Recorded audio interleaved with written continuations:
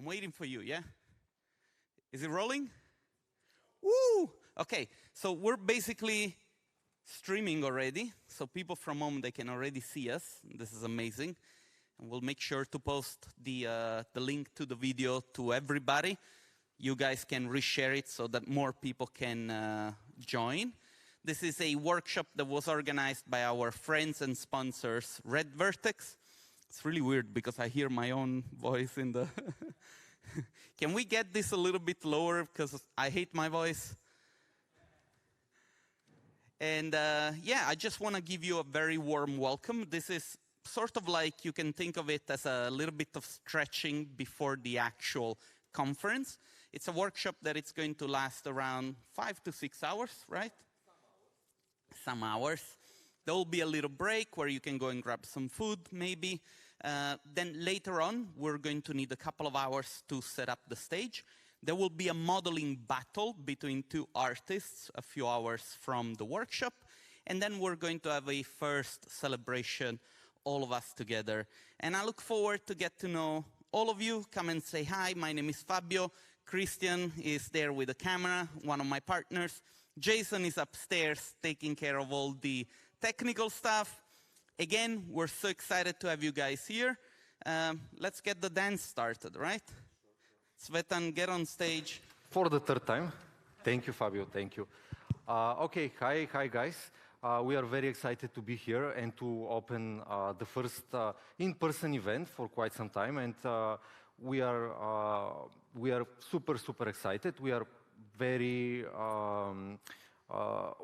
excited to have such a great crowd here. I'm here with my colleagues, with Deborah, with Ioana, with Christo and Ivan. You will meet them all during the workshop. We will take turns to show you some stuff. Can we please lower the speakers? And can I have my presentation, please? Okay. Perfect. Okay, super. So, one more draft. What it is all about.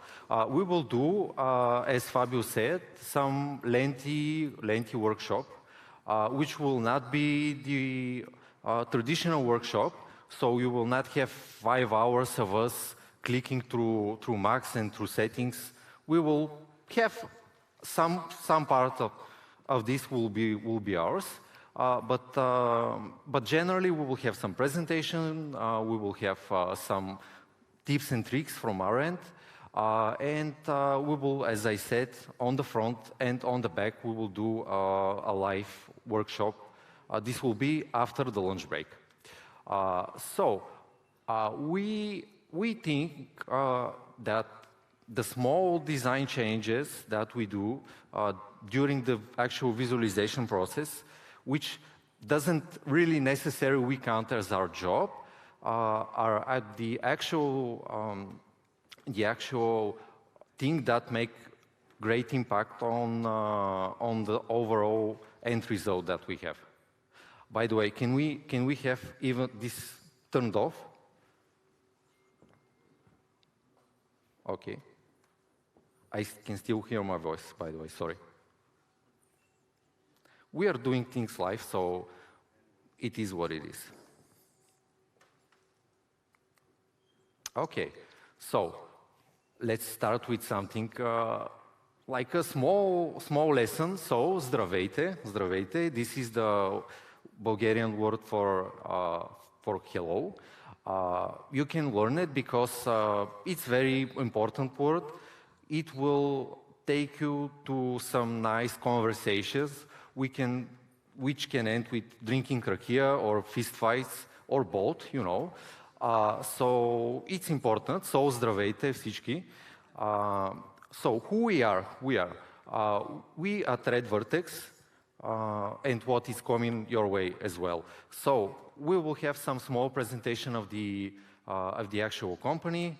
Then my colleagues will share some tips and tricks how to deal with difficult client situations and how we do it in order to be successful.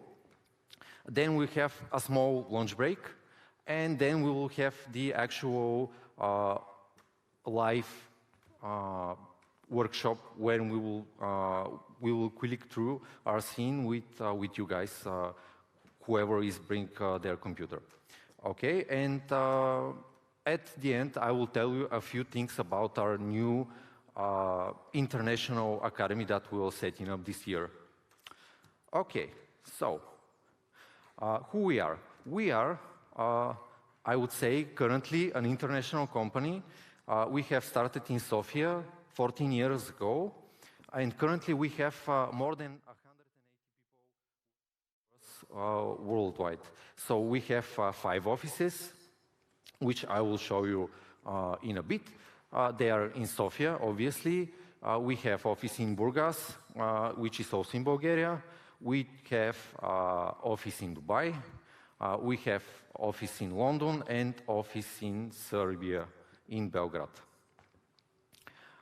The company itself is started by these 2 men, these 2 architects, Dimitar Rashkov and Jan Shishkov, who both share their passion for ArcVis and the beautiful side of the architecture. So they naturally turn to the ArcVis business to fulfill it. And it may sound a cliche, but they did start in a garage. And we are not in a garage anymore, so this is nice. So we started in 2008, just at the time when the global financial crisis hit, which is a perfect time to start a company, by the way, because you can be free to use and to explore a lot of options when everybody is moving out of the business. You can enter it and have a fresh start. By the way, we did this in 2020, this very nice year, where a lot of our competitors were firing people. We didn't let one person go the office, and we even had the opportunity to hire more people during this time. So yeah, if you have a crisis, you have a lot of opportunities. Obviously, you can fail, but you know, this is life. So yeah, again, for those of you who like geography, we have set up this small map of the actual office locations. And obviously, the mandatory virtual tour guide of the offices. We are set up in a very nice industrial building, something similar to this, which we are gradually, how to say, conquer. We have started with 1 floor in 2015. In 2016, we got another floor. In 2018, we got the 3rd floor. And who knows, I mean, we have a lot of opportunities to put people on computers in there, so who knows. And you have some images. This is mixed from our 3 floors. We have hired the world-famous graffiti artist Arsek and Erase. They are guys from Bulgaria who do huge murals worldwide. So they have a bit of decoration in our office. Yeah, we have green box, which I haven't photographed for you, but you can imagine it. It's green, it's box, you know what we are supposed to do with it. Okay, so this is our office in Burgas. I have deliberately set up this to be a grayscale images because all the surfaces are super shiny and they will hurt your eyes, but this is actually a former lobby bar. So now it's a lobby bar with some computers that we are running visualizations on. It's very, very nice, in very nice building. This is our office in Dubai. Also, we have great computers, great space to work, and great views to watch, actually. This on the, what is this? Bottom left, I guess. This is the Tiffany Tower that we are located in. We are actually setting up another office in the same location because this one becomes too small. It's it's every time we are setting up an office, it's become too small very, very soon. So we have 12 people for now, Deb? Yeah, 12 people. And we plan to do an office for 24 people. So all day are working near our main clients. This is the office in London. This is a new addition to our office portfolio. We have very nice views from it. We have great international team. And we have in it the most famous elevator in the world. First of all, it's huge. I'm geeking out about elevators, don't mind me. But the great thing is that, do I have a pointer here?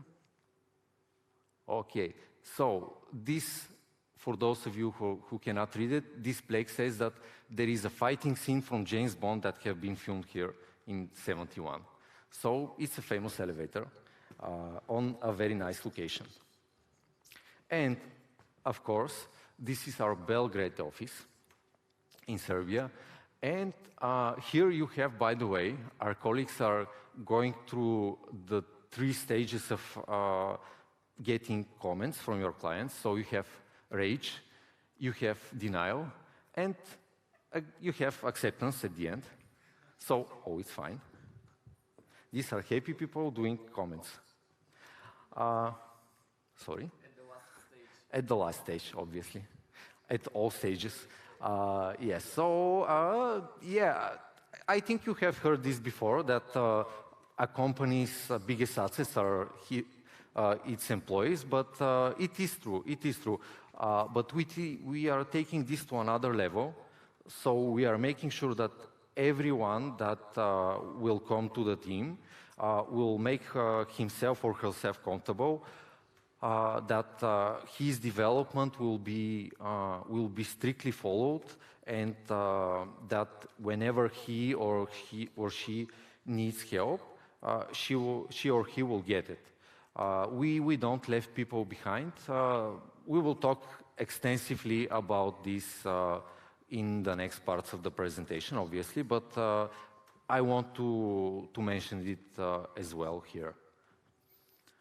And as you can see, we like to party. Sometimes it's in the mud. This is Legend Run.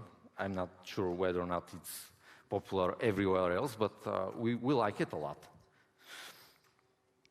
So the power of our team comes from that we are gathered architects, landscape architects, interior designers such myself, and obviously fine art illustrators. These are basically people who care in what we do. They are not here by chance or whatever. They earned it. So that's why the team is very, very strong. And we also have lawyers. Lawyers? Well, everybody can learn to do that. Do you want to grab a mic? Everybody can learn. Is it on? Or not? Whatever. It's on. It's on. Grab Is it on? Okay. I just wanted to say that everybody can learn to do this. Of course, it's not going to be easy way, but we also have lawyers, also have other artists, and yeah, I was getting the impression that we are in trouble, but anyway. Okay, no. We do. One of our best artists here is an actual lawyer. Yeah, you cannot out-talk him, definitely. Yeah, and we have actually a biologist, I think. Yeah, okay, anyway. So yeah, obviously people from other fields can join, but the fact that we have gathered so many people that have passion for what we do, it's definitely helping. So a few of our clients, there are many, many more, but obviously this slide will get too crowded. And are you ready to see some images after all? So I will go quickly through without any explanations about the images, just to show you the scale that we are working on. So this is in Saudi. This is a 150-kilometer city, mirror city. there are a lot of projects that are currently working on this area.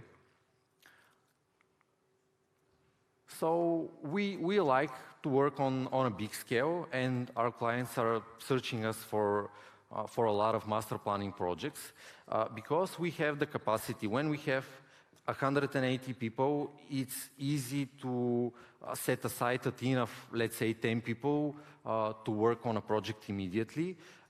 This, as you can guess, this is very liked by our clients.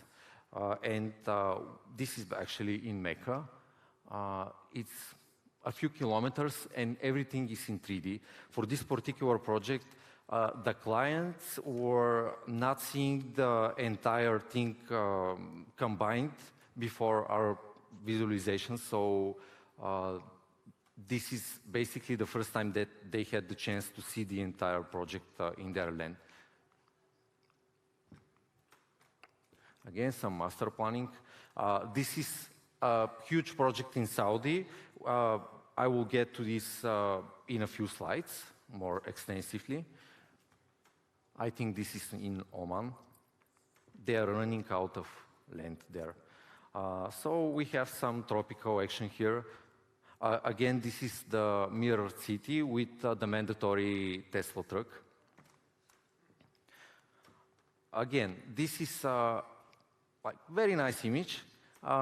We, from maybe the last few years, we have started to do a lot of, let's say, marketing visualizations, which focus on the story, on particular models.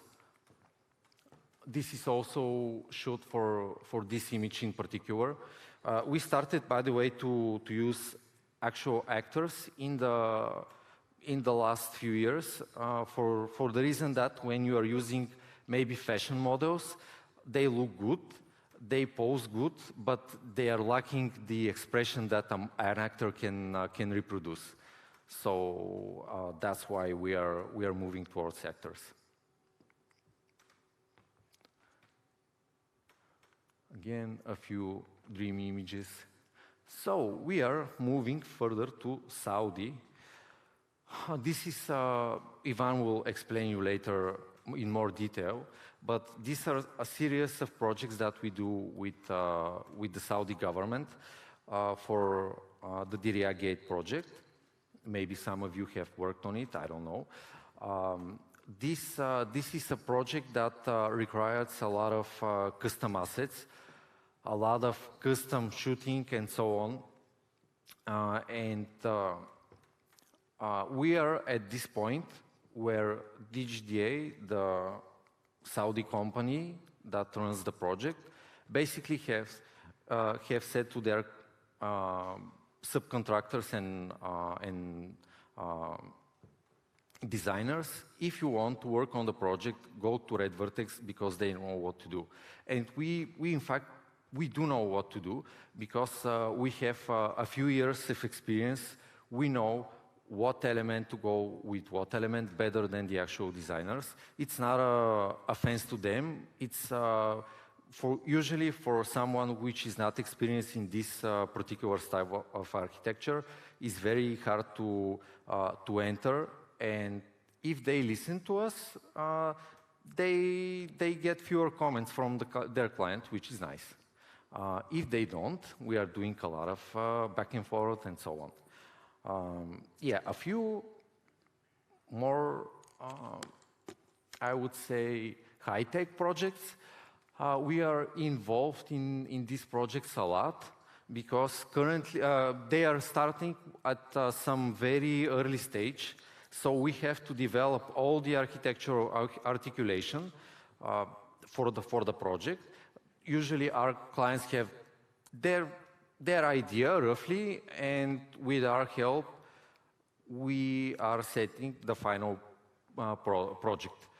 We are not afraid of telling people like, oh, no, we need the complete model, otherwise we will not start Max and render it. No, we want to be involved in every step of the way in this development. And from time to time, we have people that are working in the actual office of our clients on the project, they're sending some rough models to us, which we are further developing in the office. Again, some high-tech projects.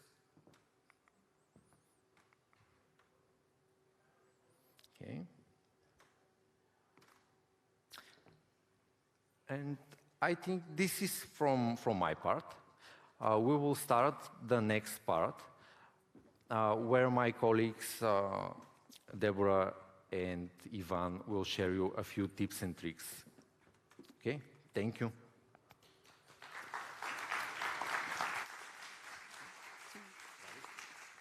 Hey, hi guys. Hi, Deborah.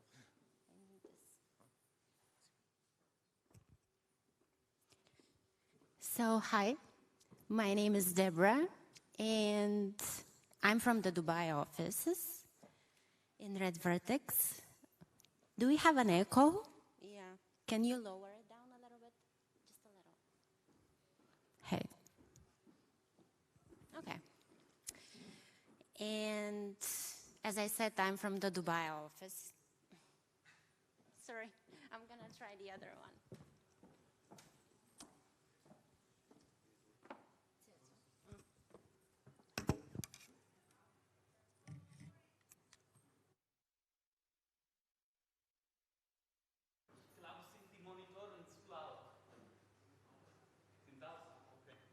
Is it okay? With this one? With any. They switch them off. Hello. You have to. Huh? Okay. We'll try this one.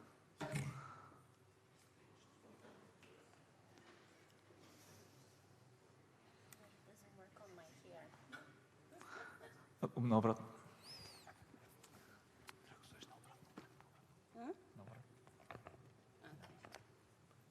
Sorry, guys. That's the beauty of being live. Yeah. That's okay. It's not the worst that can happen. Oh no. I can tell you a couple of things that can be a lot worse. Is it on?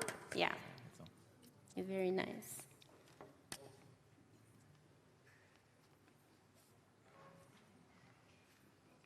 Okay, I'm ready now. So I'm gonna start again. My name is Deborah and I'm from the Dubai office. And as Svetan said, we're gonna be here today for a while. So we're gonna start with a little bit of stretch, as Fabio said earlier. So you guys have sketchbooks, right? From the earlier. And I want you guys to take them out. And I want you guys to separate in two. So each of you can find a partner. We'll get a little bit to know each other better and to start earlier. Yep, that's better. Ivan, you can also join, by the way. Yeah. I'm gonna join somebody else as well. It's gonna be a little stretch, nothing hard. It's gonna show you guys, I think all of you are working people, so you know how's it like working under pressure. So it's gonna be something like this.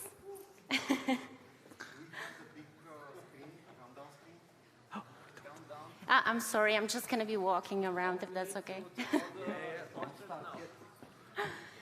So, we're gonna have, guys, 60 seconds. Yeah, wait, don't start, wait. I don't have the clock. It's an icebreaker that I think is very famous. So let's have 30 seconds for you guys to split in twos. If you're not done already, just let me know. Huh? Okay, I can give you, Tetsu, can you give me this? It's not exactly a sketchbook, but this will work. I'm sure I don't. No, I don't. It's okay. We'll get you later. But you can use this one, and I can sit with you. Okay? So you guys ready? I'm going to start a clock, and it's going to be on my phone, or not. It's 60 seconds. Don't make it less, please. Or we can make it 45? Yep. Yeah, of course. Of course, we have time. Huh. 9 minutes.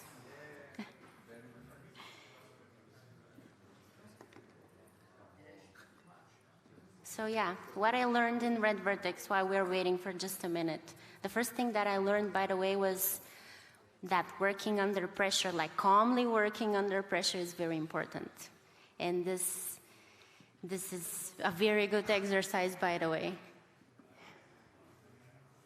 All right. Okay.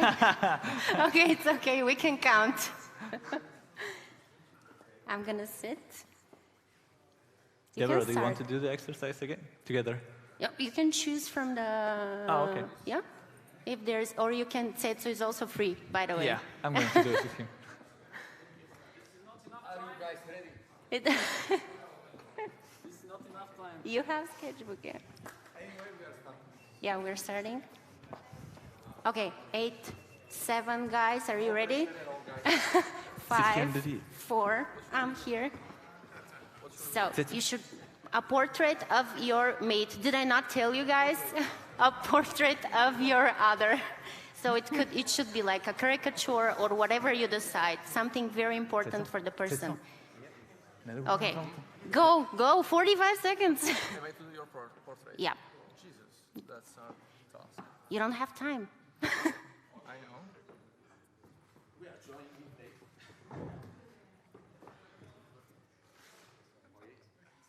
Keep in mind your time and stretch throughout.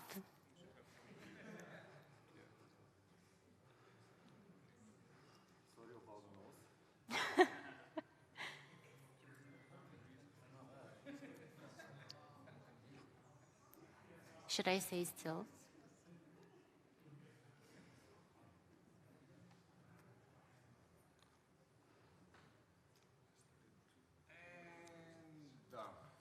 No, we have 10 more seconds. Go, go. No. Show me your masterpieces now. Okay. 5, 4, 3, 2, 1. That's it. Oh, no! Well, that's the main point, you guys. Because you're all gonna have a deadline and you'll not be finished on time sometimes, so that's the point of it. So yeah, can I see some of your works? Okay, can I? Can you stand up? You're the main actor, please. But that's very nice.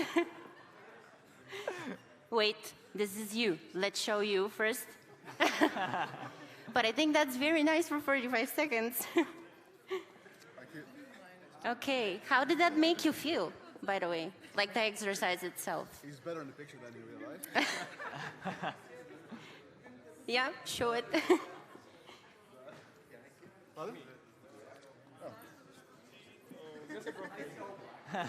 Oh, that's very nice. Can I see it? Oh, sorry about this. Oh, that's very nice. There you go. Anyone want to show? Let's not show. Yeah, I want to see yours, guys. Oh well, that's professional. There is quite a bit detail here. Yeah. Awesome.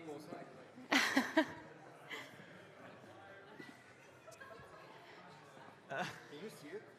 I don't know. No, but I like the left one. In the Yeah, in the stream. exhibition that we are going to organize. Yeah, definitely. This goes on the fridge, by the way. Okay. Can we get back to the presentation? Yeah. Thank you very much. So yeah, the main point was to get you started, guys, just a little bit of stretching, and to remind you guys to just always keep in mind the time that you have and do the things according to the time. So that was all about this, and to get to know each other, of course, and to have a lot of fun.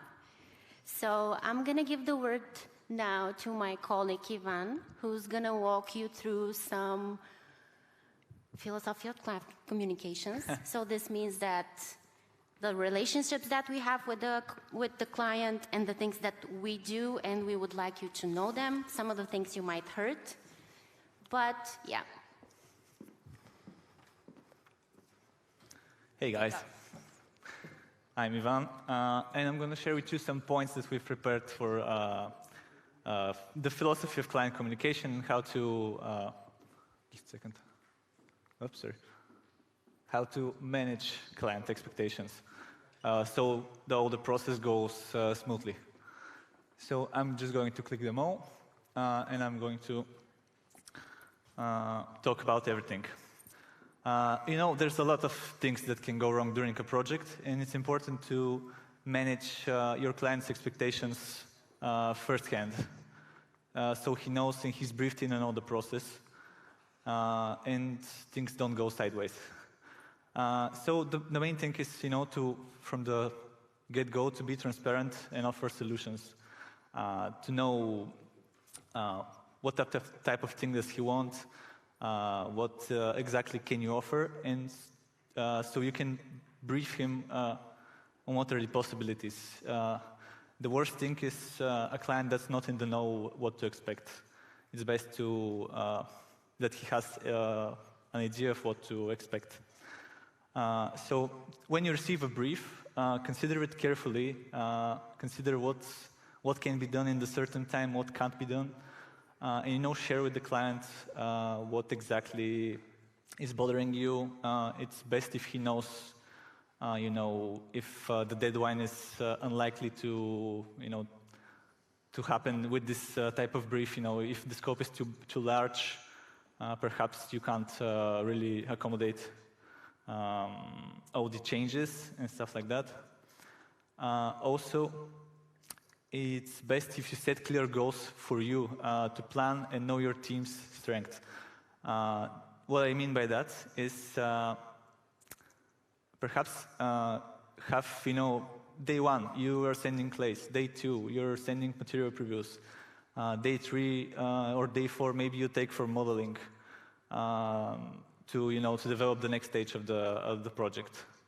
And to know your team's strength means to perhaps have a guy, for example, we have a guy that's really good with rail clone, so we're going to give him the buildings to do with rail clone. He does his thing. We have a good guy that likes to do roads on the bigger master plans. Give him 3-4 days, he does roads. He hates himself probably at the end of it, but it's a thing with roads. And stuff like that. Just update your client on what he's going to receive on day 1, 2, 3, 4, whatever. Also, if you have client meetings, it's best to have client meetings face-to-face. Not by email, but by Teams and other video conference platforms. But after that, I'm sure you all know, but it's a good practice to write them an email. Hey, thank you for your time. Thank you for the meeting. We agreed on this, and this. If this is right with you, we'll proceed. It's best to have it in black and white for 2 reasons. One reason being organization, because you have all the emails, you have all the things you have decided with the client. And another reason is if something happens, client's not happy with you, you can always go back to the black and white written things that we agreed on and say, hey, we agreed on this one, you can't really, it's to defend yourself a bit. But honestly, it's mostly for organizational purposes. So the next thing is what happens if things change. Sometimes the scope changes midway, or the deadline changes. Not the best thing, of course. And you have to make clear to a client what happens if things change. Perhaps he wants you to change the model for the next day, and you can say, that's not possible. We can change only some parts, or something like that. For example, if the scope changes, you can extend the deadline, ask for an extension, or you are going to have to ask other teams to go to your to help with your team, and he has to know that.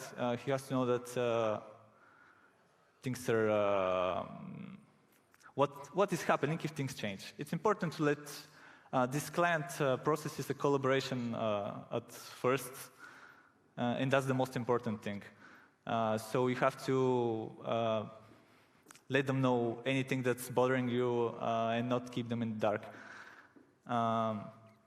And also, it's best to build trust by setting expectations about your work. You know, for example, you can always say, the client is writing you, hey, I need this image now. And you're writing them, okay, we can't do it for today. We'll send you first thing tomorrow. But you actually managed to do it for today, and you send them. You say, hey, the team pushed harder today. We managed to get the image to you. So now he's, you know, the ball is in his court.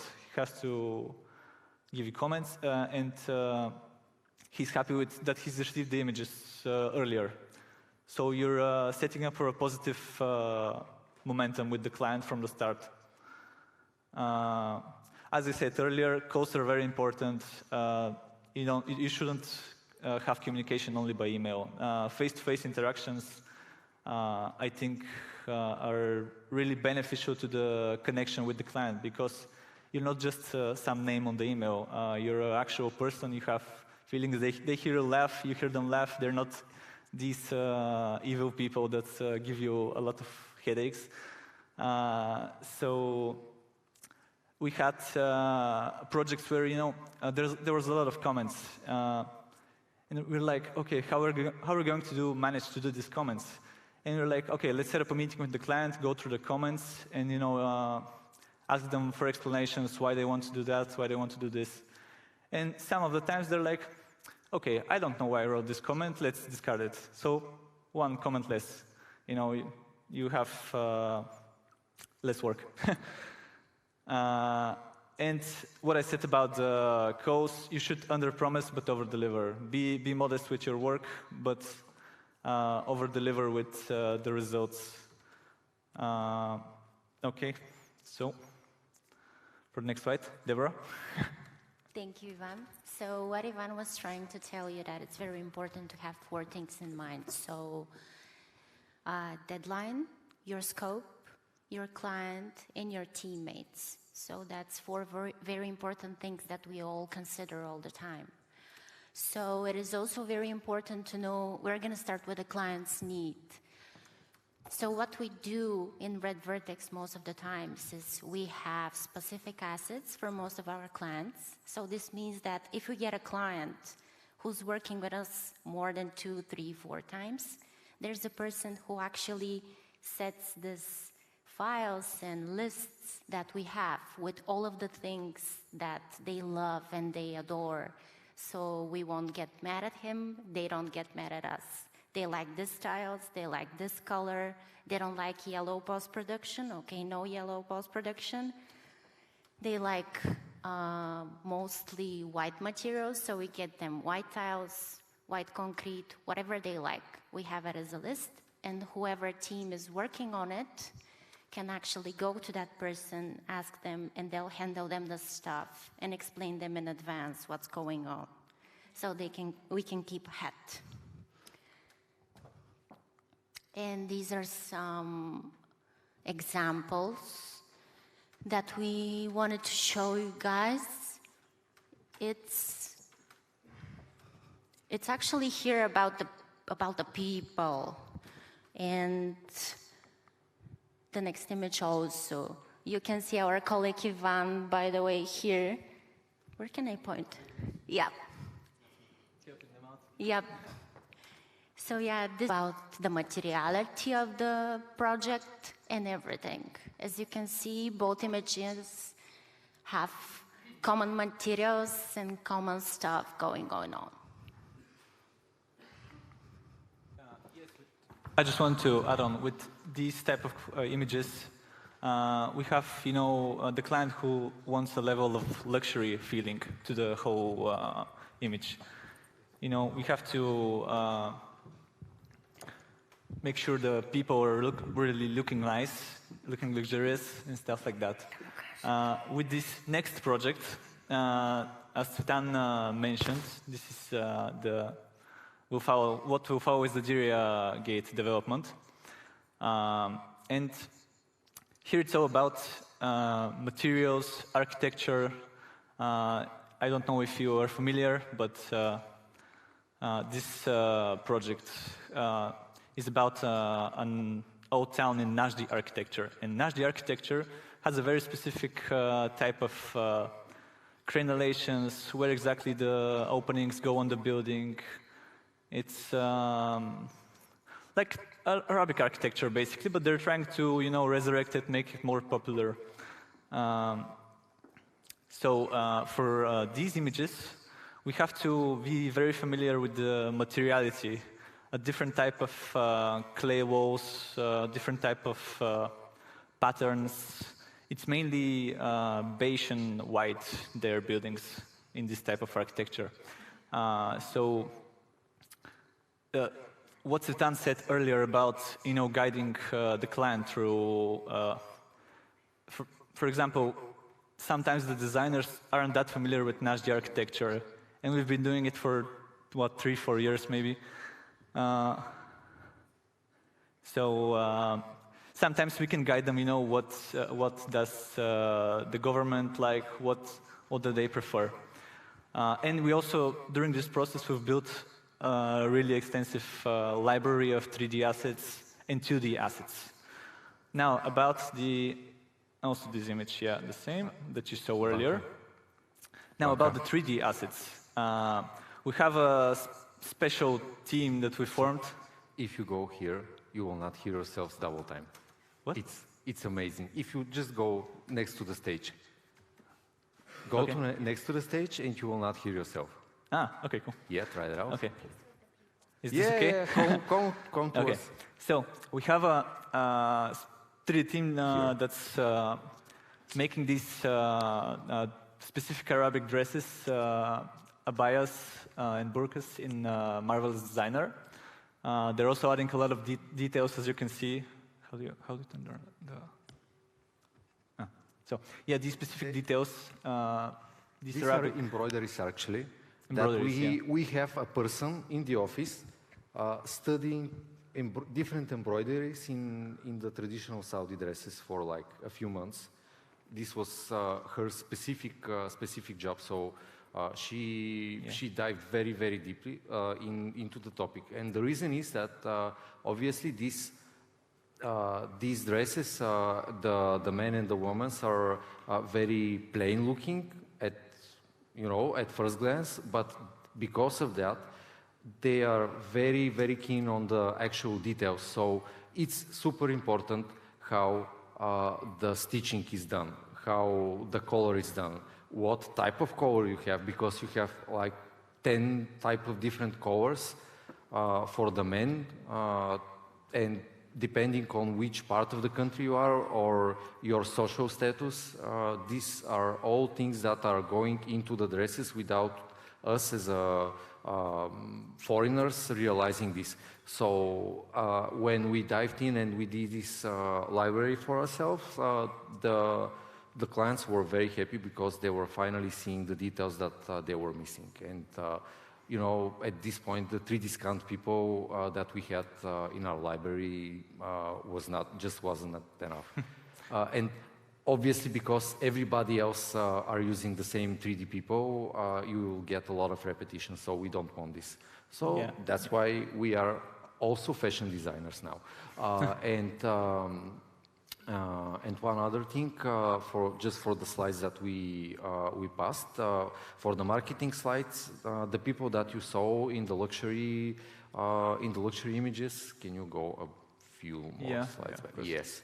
So these are the actors that I was telling you about, and the bravest one of them all, the next slide, the puppy, obviously, he had to endure maybe 3 hours of shooting just for this people walking scene. It was like jump with one leg, jump with the other leg, 3 hours. So yeah, and we are gathering professional actors just to do this style of photo shoots. And obviously Ivan with the suitcases, but anyway. I'm not a professional actor. Yeah, absolutely. Pure talent, baby. So, actually, there was, this doc is a colleague, colleague's doc of ours, and these guys were jumping up and down, to try to look like they're running from the hotel for a cab.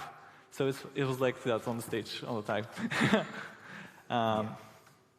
Anyway, for the next slides that I was talking about, what I wanted to say more is that other than 3D assets, we have developed a huge library of 2D assets. So we felt like we had to be really authentic with these images. So we shot a photo session in Jeddah with actual Saudi people, with all the specific details of their garments, to be able to look really authentic in the images. That was the main idea, because the client was really keen on, having all the people be Saudis, be really good looking, and this definitely elevated the process with the client, because they have approved so much of our 2D library that we have.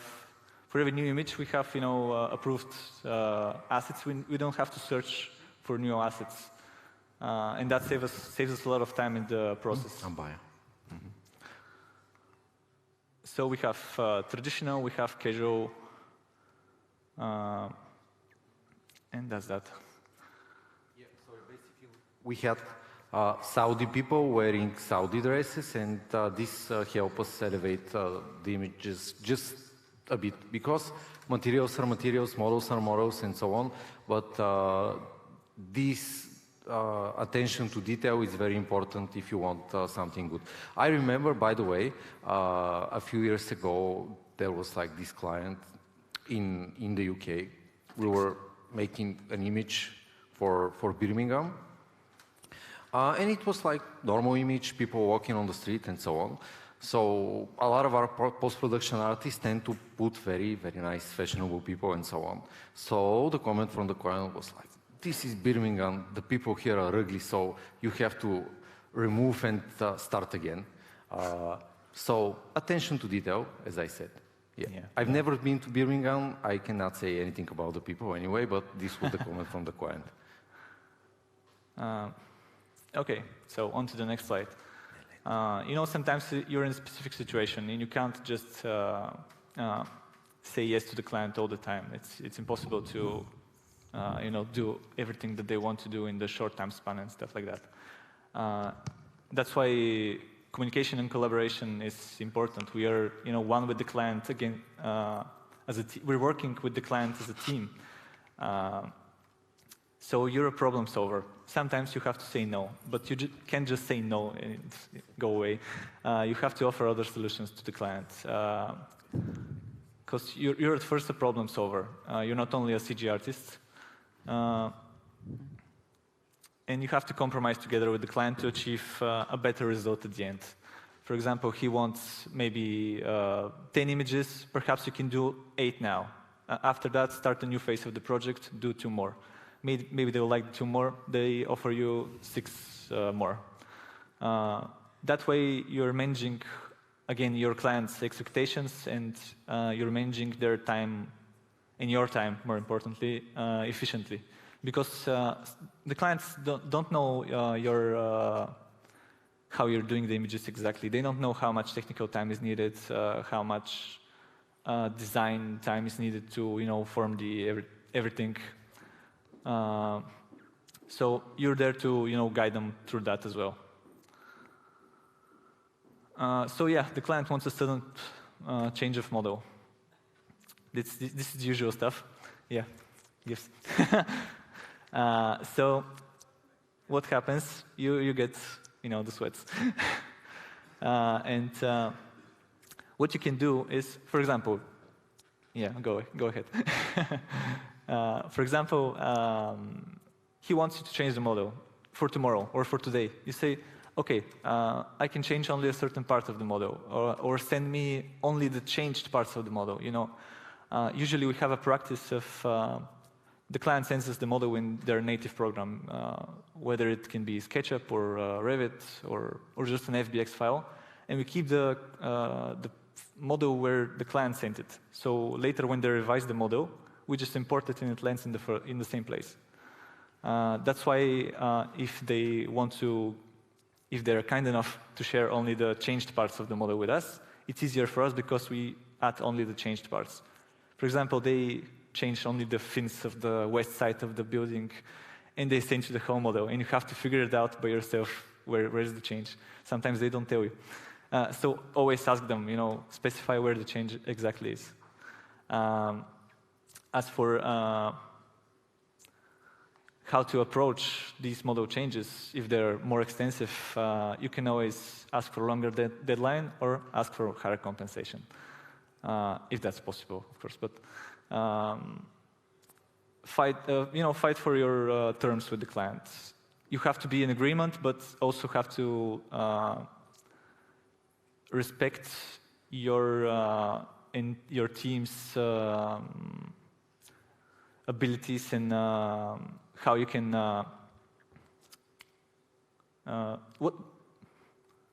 how much time does it take you to do these changes. You have to respect that.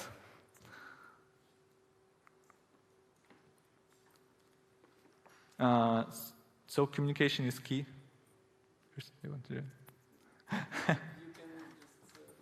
So I'm here to. Of course, communication is key. If needed. You have to communicate everything with the client, as I said earlier. You have to update them whether things can happen their way or things can happen for a bit of a different way.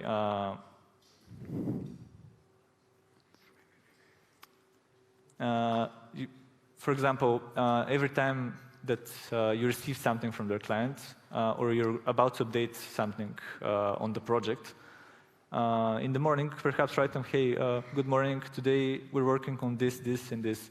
We're trying to send you the latest updates by the end of the day.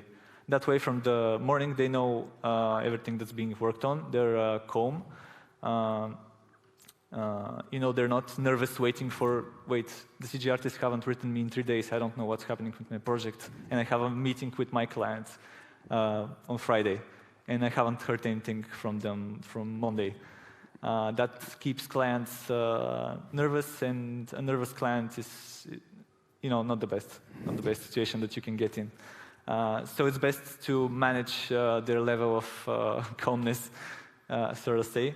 That's why you need to write them, if not every morning, every second morning, for the days when you're sending them something or you're preparing something for them.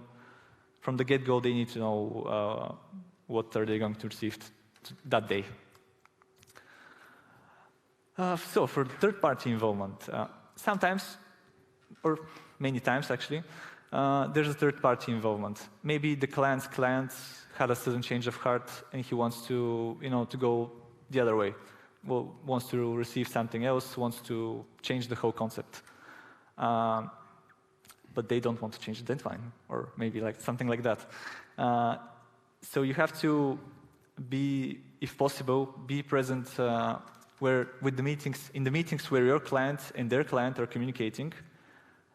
It's a good practice to be present at those meetings, if you have that possibility, because you can say directly in the meeting, hey, what you want to do won't be possible for that deadline. We have to extend it a bit. We have to compromise with something. Maybe change the scope again, maybe, or change the deadline.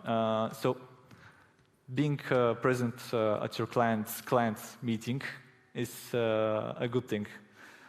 Also, I'm sure you're familiar. Have some of you working in the interior design field or interior visualizations? Only one guy? Okay, some more guys. So have you heard that, if the client you're building a home for a client and his family, and he comes alone, only the man, let's say. He shouldn't come alone. He should come with his life partner or his wife, because then you have to going to do the project twice, probably. It's a running joke, yeah. Yeah, it's a running joke, you know. Come with your wife, so we don't do it twice. Yeah, so we can have the who is making the changes appear here in the studio, yeah. Yeah, of course, of course.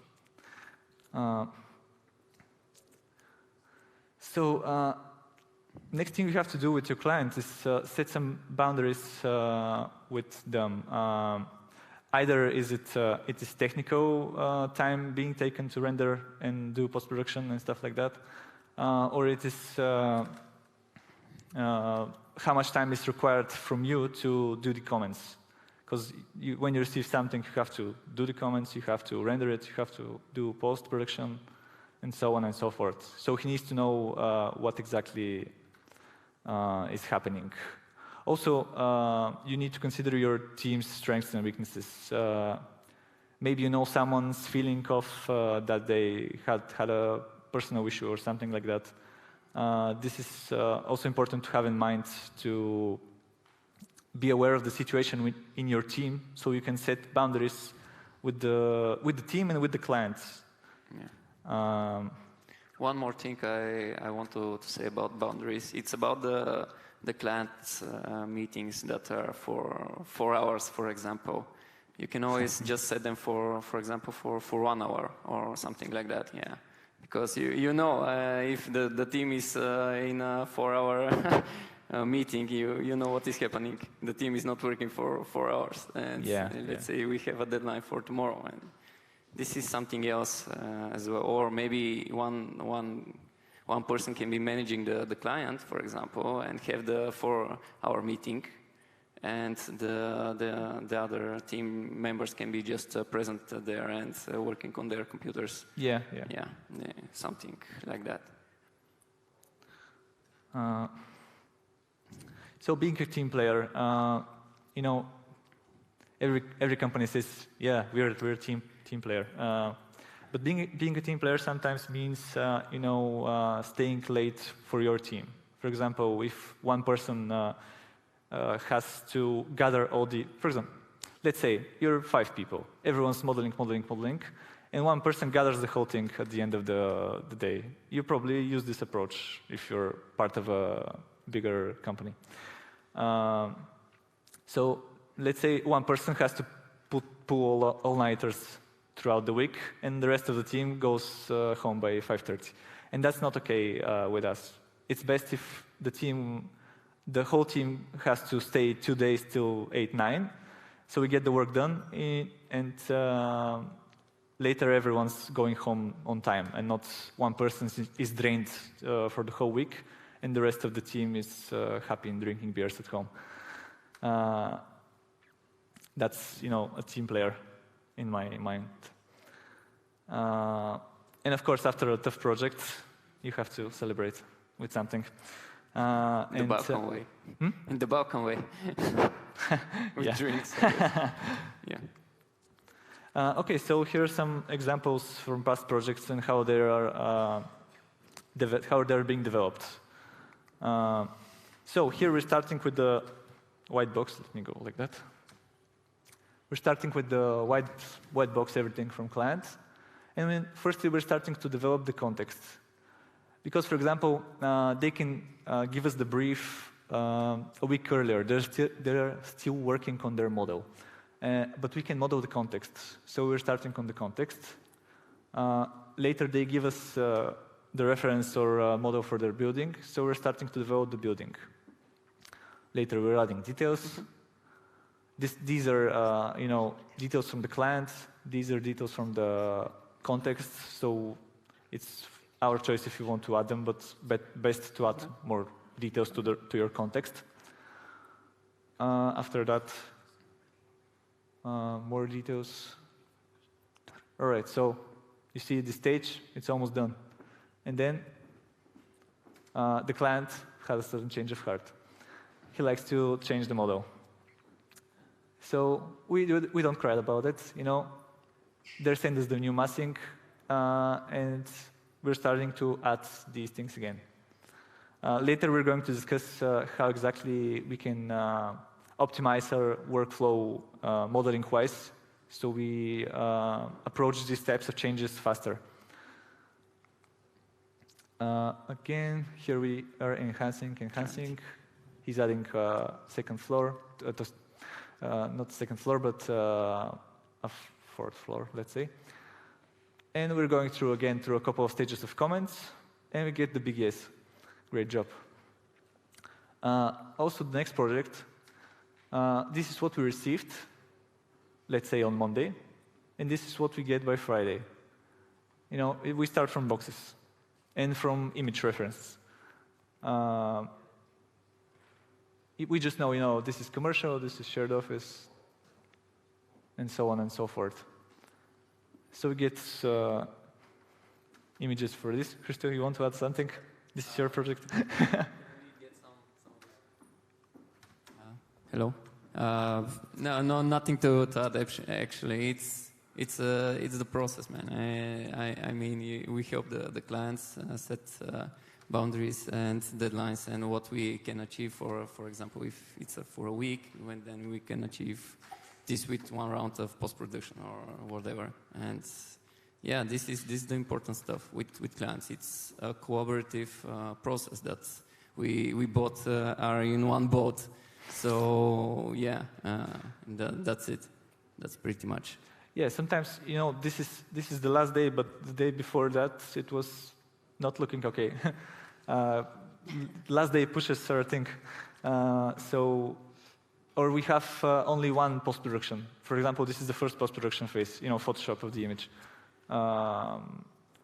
To be honest, with these images, they were like done in 3 days, and they had almost no comments because they didn't expect such high quality work, I guess. Which is good. Sometimes having realistic approach towards things is good, and we sometimes have to tell our clients what is realistically possible to be done, because if they are going to expect this for a day or 2 days, well, we're going for a wild ride and being unhappy all the time. Yeah, another approach we use sometimes is you know, taking a little bit longer with the image to achieve a better end result the first time they see it.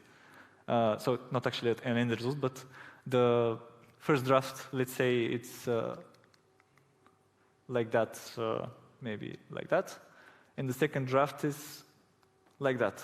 So they're, you know, a bit of a wow factor, and they usually, that way we notice that we usually receive less comments on these images, because you know, when the client has seen it with the post-production, you know, the story in front, everything is set up, looking nice, they see less the flaws of their design or of the image as a whole.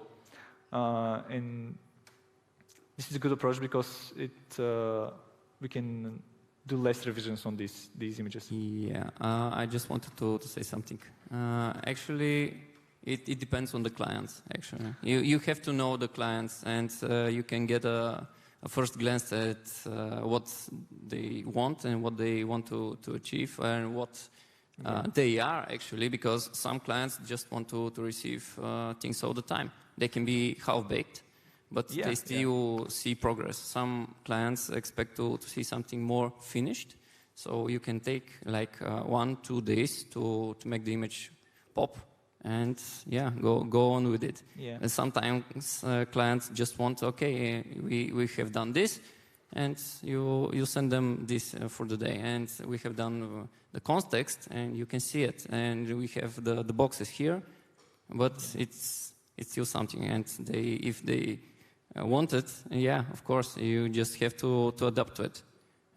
For example, the clients here, they just wanted something that can be more detailed, more detailed, and they were, wow, okay, then no comments for these 2 images, and that's it. Some clients, we've seen lot of these that want progress all the time, which is good, not bad. Everybody is different, so yeah, you have to adapt to what they actually expect. Yeah. This ties better with what we said earlier about Deborah said earlier about knowing specific clients' traits. For example, these types of clients like to receive more refined things.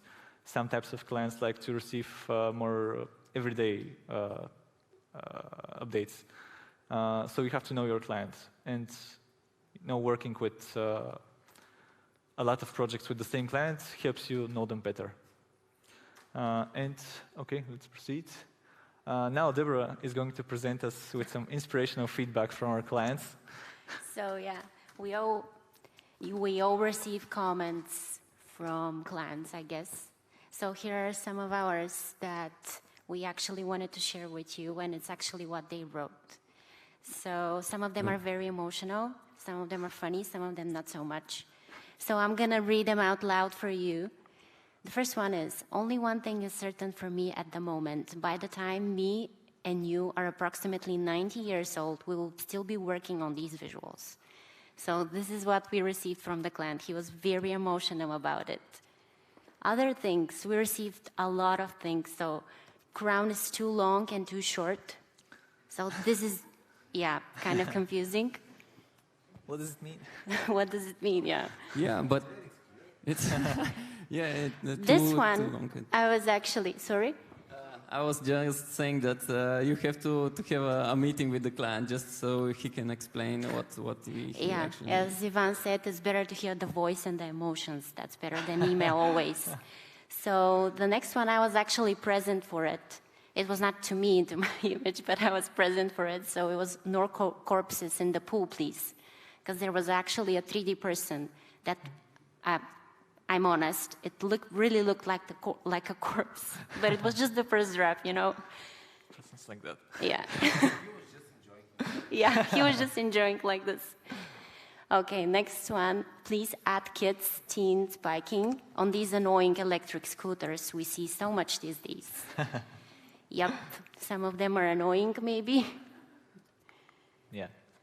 Just to make sure you're replacing the people we put a cross against. Didn't mean to delete them completely. So just part of them or what? Yeah, just meant to replace the people, not just completely delete them. I guess putting a cross, yeah. And when the clan wants a bad girl, we deliver. So that was the comment on the left, and that's what we did on the right. Very nice. So if you can actually, if you have in mind something funny that you would like to share with us, like a client's comment that you have received on email, we'll be lucky to... Send it to us, we'll put it on send it to us. And actually, yeah, you can share it with us now. Once a French client, we don't drive German cars in France. Put only French cars. Yeah. By the way, I'm just thinking of a story. So we had a project in the UK, and they're like, okay, this neighborhood's not so rich. Don't put Lambos. And we Googled it, and there's the Lambo on the street view. We were like, okay, so Lambos it is. Yeah. Yeah. So we had comments for districts that were poor, and we had to put poor people's cars, I guess. Yeah. Oh my God. Is that really a comment? Like put poor people's cars? Well, maybe not your Who's giving the comment? Yeah. Can we see him on the webcam? The client has to put your car. I guess, yeah. Well, yeah. Yeah. It is what it is. Some of these comments are funny. Some of them are not. Yeah. Sometimes clients are frustrated. Sometimes they are being funny. But it is what it is. We adapt to it, and that's it. That's life. So as Ivan said, it's always better to call. Just call whoever it is. Just call him so we can hear the voice and hear his and look at his face and just see if he's happy or not. Because you cannot understand by the sentence all the time.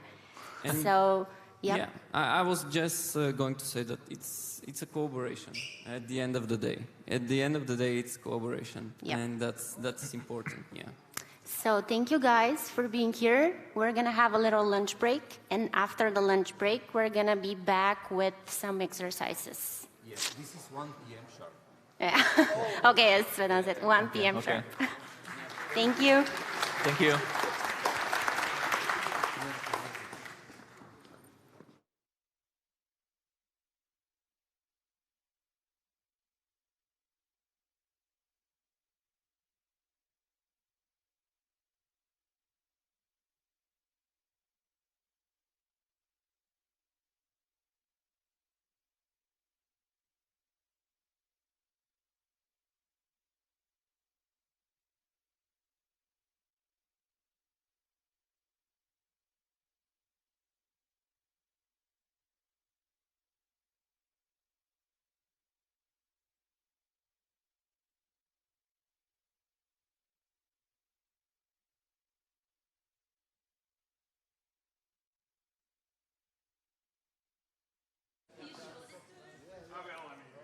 So I wanted to say real quick, just before you guys take off, that there is a bar that's open right now, and they have some sandwiches and drinks for sale. So if you don't want to go wandering around trying to find something, you can just check that out. All right, thanks. We'll see you in a bit.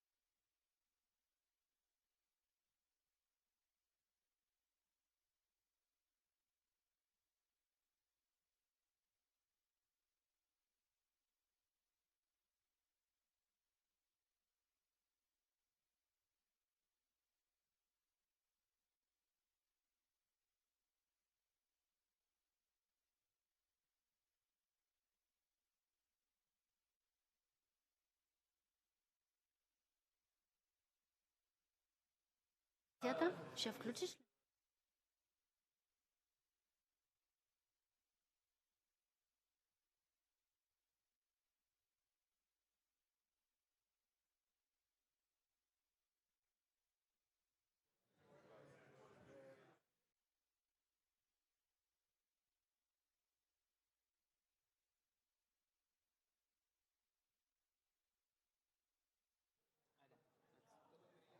Ако искате, излезте на бюрото. Излезте на бюрото. Да, аре това. Направо на бюрото. Да, вземи си това нещо, този скрижал. И микрофона.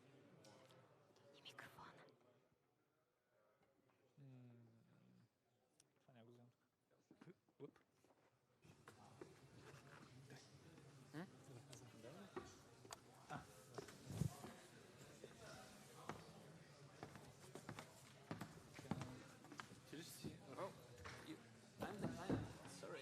I am the client. Come on. Whoop. Yeah, it's working. So hi guys, we're back. I hope you had a great lunch break. And we're gonna do exercise now, as I told you before. So it's gonna be... Can we have it? Oh yeah, the presentation. Yeah. Yep, thank you. Just a second. Oh, check it. So it's going to be related to sketching again. And if you guys, it's a last call. If you guys have a laptop, you can always join in front. So you can also use a laptop because we have prepared files for you. If not, you can use your sketchbook again. Anybody? 3, 2, 1. Okay, we're sketching today. Ivan and Christo here are going to be doing it on the computer for you guys. Did you say the thing that they need to do? Yeah, I'm gonna do it right now. Say So we're gonna split again the same couples that we had on the first exercise. So you're gonna be person 1, person B. And one of you is gonna be the client, the other one is gonna be the designer. And the designer has to design the dream house of his client. So your thing is going to involve sketching, of course. So we had prepared some files for you and some options that you could have. But it's going to be right now all in your imagination. You're going to have a blank paper, and you're going to have to work on it. So we are going to have more time than 60 seconds for this, of course. Really? 5 minutes. No, it's going to be more like, let's say 30, 40 minutes. I'm not sure. I'm going to see how you guys keep up. So we're going to decide. But it's going to be around 30, 40 minutes. So I'm going to be a client to somebody as well for the first time. So I'm very happy about it. I'm going to be on the other side. And the thing is, you have to ask your client 10 questions. Let's say 10 questions. They have to be WH questions. So it means, what is your favorite color for this? What is the window that you prefer here? How many, no, this is not a WH question, but what windows do you prefer? Why do you prefer them? And you have to write all those things down. So this is going to be your base. So keep in mind, like, you would need this 10, 15 minutes to sort out the person that you are interviewing. And it's going to be like a mini presentation of what we do actually with the clients. So 10 questions, the dream house. You might ask them about the roof, the canopies. Is there going to be any pool, trees, fences? What kind of yard do you want? Do you want it to be with a deck, with a pool, whatever you decide, that's it. How much floors do you need? So, are you ready, guys, also to start? Yes, of course, I am the best client. I always give comments, no matter what you do. Ivan, are you ready? Yes, I am. Don't lie to me. Come on. So, So, No. can I come? Can I be your client? Okay. Deb, Yep. Have we given the link with the model and? Yes. So for the people who work with a computer, this is the link. I'm guessing 1, 2 for now. If anybody else decides to join, this is the link. You can find the model there. Yeah, and we have some stuff prepared, like Yeah. a roof, like canopies, like pools, Yeah, like basic windows, models inside. whatever. Yeah. That you can use or you cannot use, whatever you decide. Yes. So yeah, I'm gonna start a 30-minute clock. So you guys get started. Do you need something? Does everybody have sketchbook? Everybody has a partner? Okay. I'm gonna get started. Anyway, Ivan, I'm ready. I am your client now. You want to start? Yes. You want to ask me questions? What I prefer? Yes, Kirsten. Let's say, what kind of house you might prefer? A one-story house, One-story house. Okay. flat roof. Flat roof. Okay, good Yes. to go. More like a big villa type. Yeah. Hello. Yeah. Okay. Like the ones we see on like on Behance on Arc Daily. On something like that. Behance, no. It has to be very special. Special to my heart. Really, really special. Okay. Big windows. Big windows. Nice. Yeah. All right.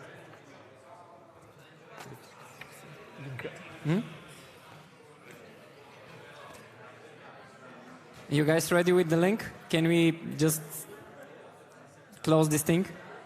So Ivan can start doing my dream house?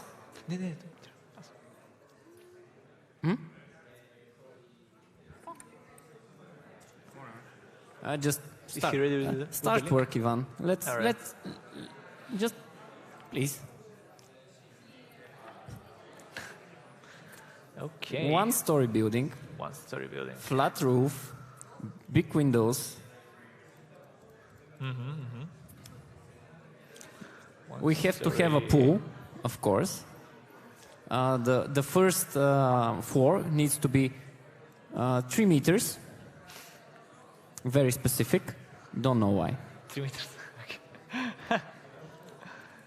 All right. First floor, 3 meters. What?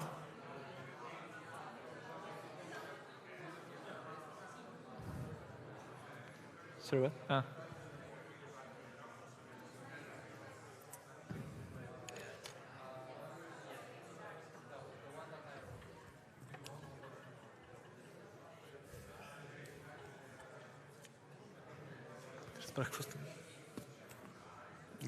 What happened? Ah.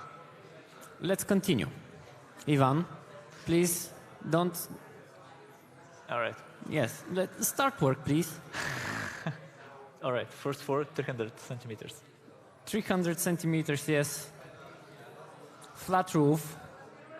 Oh shit. Some great windows.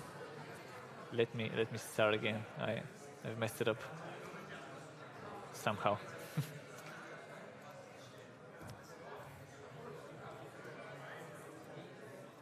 Whoop. Let's have a rectangular plan for. Rectangular. Okay.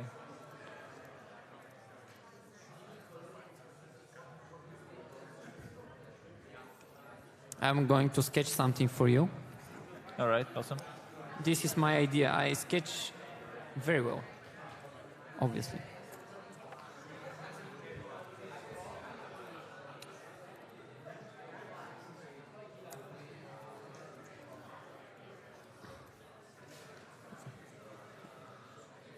Okay. Oh, nothing. Okay. Okay, I'm you sketching. have prepared a sketch. Yes, I am a sketch client.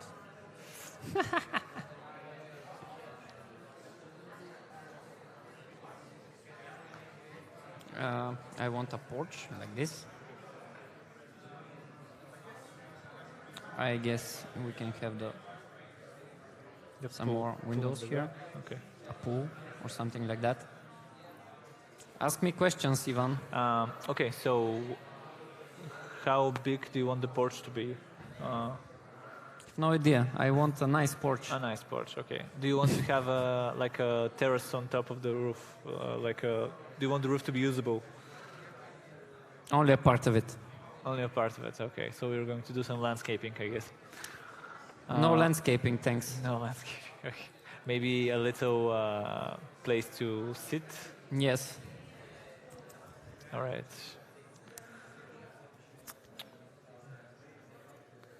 Let's go like that. Okay, so, that's pretty sketch. So this is the pool, this is the porch. Yes.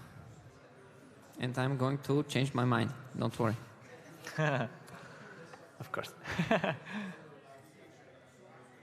So, yeah. We're doing the roof. What?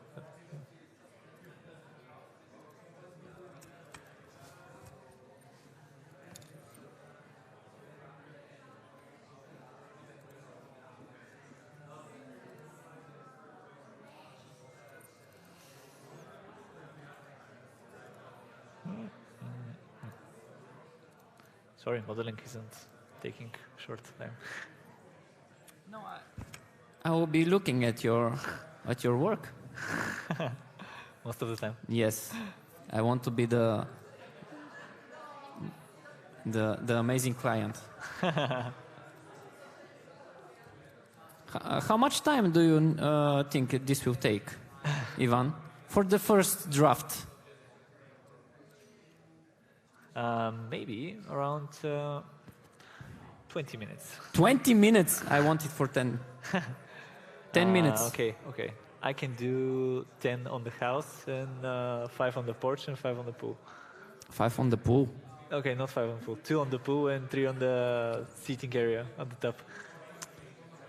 Okay, I want a rough model of the viewer for 10 minutes. All right. We can do it. We can do it for 10 minutes, but very rough. And then we'll talk about the porch and the pool. Don't you have a library for the pool?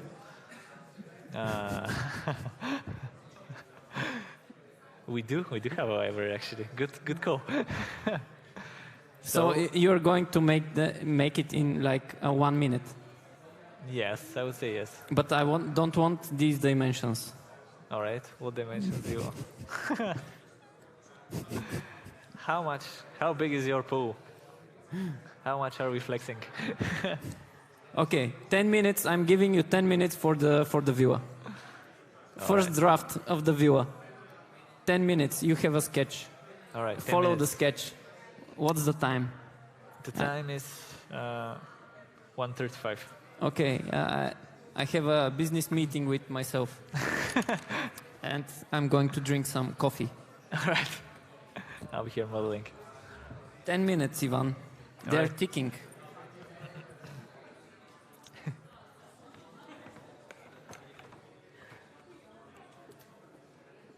I'm on a business meeting with myself.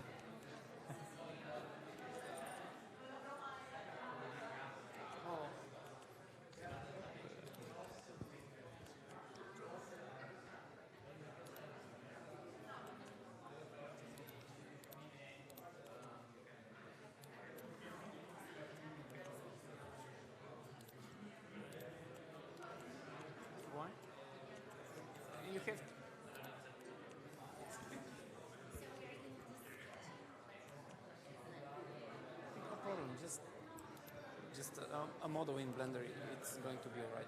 No need for the context. It's all right. But it's more important to.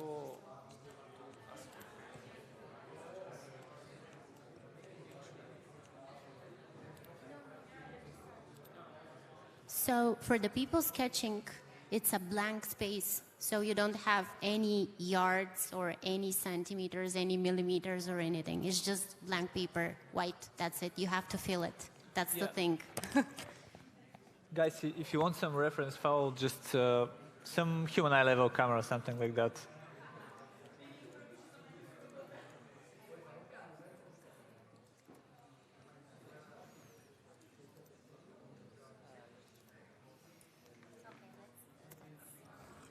this job is amazing to be the client. Ivan, are you working? Yes, I am. When can I see the first draft? The first draft, Ivan. What are you doing? Are you going to listen to music? I was trying to open Netflix. Netflix? Stop it.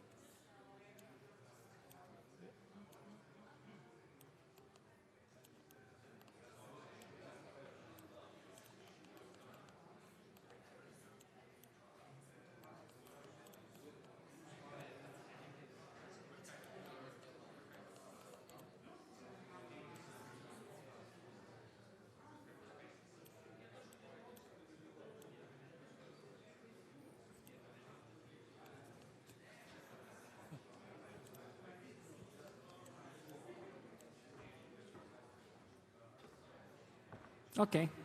Knock, knock. I need to see progress. Hello, Mr. Client. Mr. Client, yes. What we wanted to say is it's always nice to start a little bit rough and sketchy with the things that we present. If of course it's a conceptual type of work. Yes. So. Well, I'm not happy. but it's a good start. Okay, that's normal. Yeah. Yeah. Okay, I want some walls. Some walls. Where? Yeah, well, my viewer cannot be all made of glass. All right. Let's create some walls. Maybe we can have some inner walls here, Yes. like that, separating. Can you give me like 2 bedrooms? 2 bedrooms. Okay. Coming right up. We can do something like that.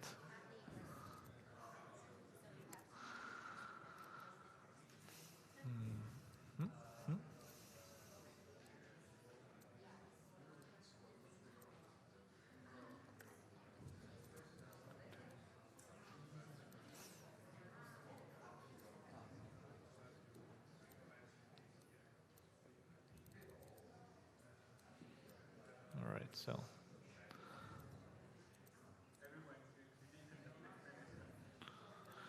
maybe something like that. You have your core with 2 bedrooms here. These are small bedrooms. You want a bigger one? Do you want the house to be bigger? No. Let's. I like the scale of the whole thing, but All right, so actually the bedrooms are coming now next to the pool, so maybe we should place them here like that. okay. I like it. So, Because this will give us more space to Yeah. to see the pool from the, let's say, the living room, right? yes, that's the concept. Bigger bedrooms. The pool will get a bit moved to the right side, but I think that's normal. So you Okay. get to exit your bedroom, go in the living room, and Okay, and can we give the bedrooms a little bit of walls? okay, we can have like bathrooms in the bedrooms or like a cabinet. No need. Like a walk-in. I just need I don't need the plan right now. Let's work just on the model. Probably you can give me a little bit of privacy, let's say. All right. So the bedrooms can have their own separate corridor. Okay, whatever. I just want privacy from the Oh, outside. that's okay. Yeah. You are yeah, correct. because it's all glass right now. All right. You want the neighbors not to be able to see you after work when you're chilling in your bedroom. So we should add some walls, maybe like that.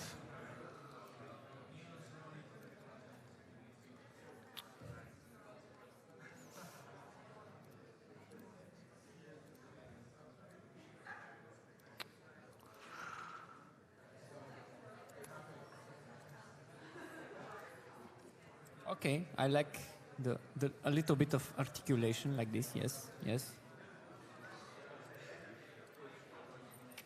How many images are you going to provide for me?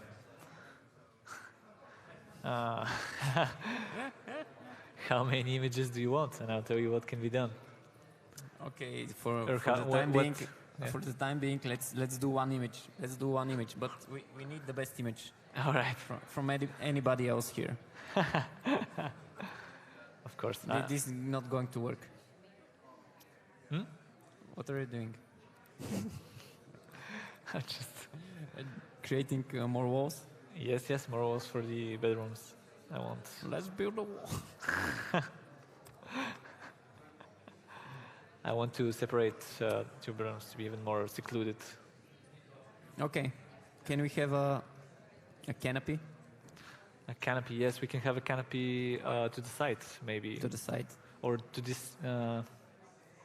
maybe to this side, so you can park the car here.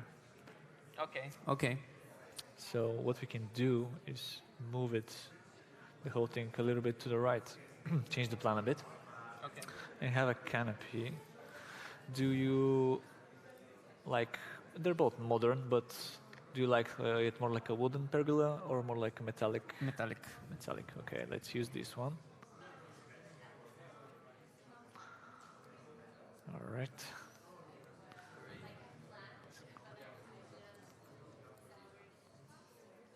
We also have this cool-looking car we can park in. The cool car. The car. What do you think that is? Like an Audi? Amazing car. Amazing car. Let's not put it there. Okay. You want the more expensive one? Just copy it.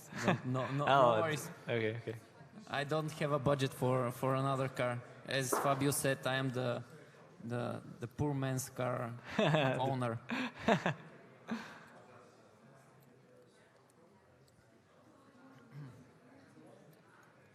All right, we have the car. Okay. Okay, so what we can do next is maybe... We need a little bit of articulation. It's very bland right now. Do you have any ideas? I don't know what I You need. don't know what you want. Okay. I think we can maybe liven up the second floor with like a parapet or another pergola there, something like that.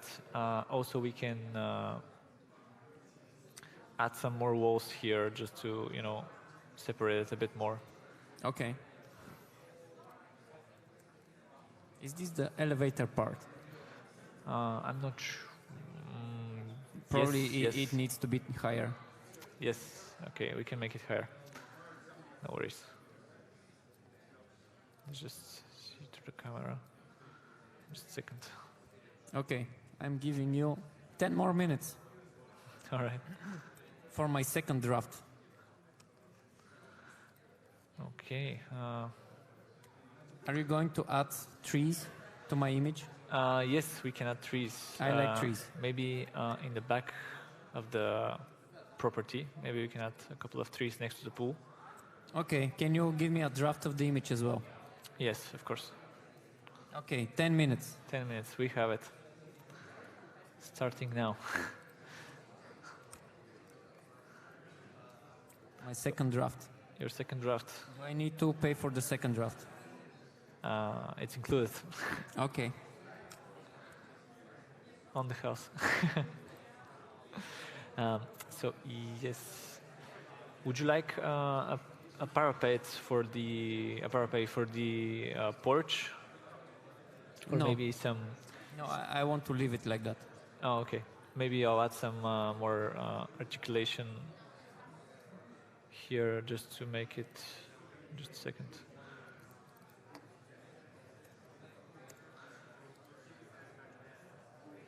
You'll see. You'll see. I'll surprise you.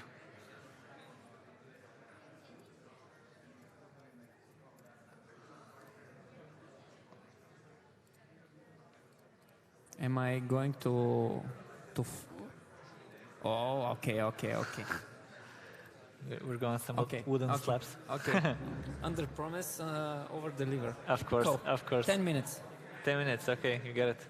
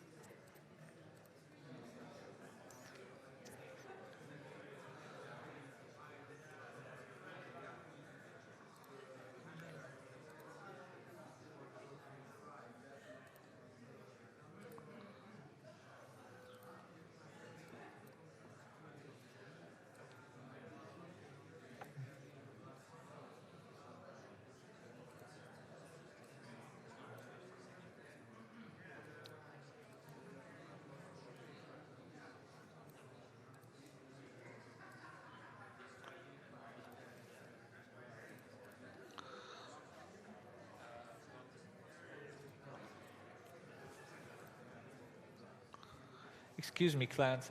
Do you prefer to have a fence around your property? What do we want? A fence around your property. Where? In front of your property. Do you prefer to Oh, have a yes, fence yes, and please. privacy? I want a fence. A what? A fence. Okay, so we have a, you know, the old style American fence. I want the wooden one. Yes. The wooden one. Okay. Yeah, please. All right. Well then. We, with a door. With the door. Okay.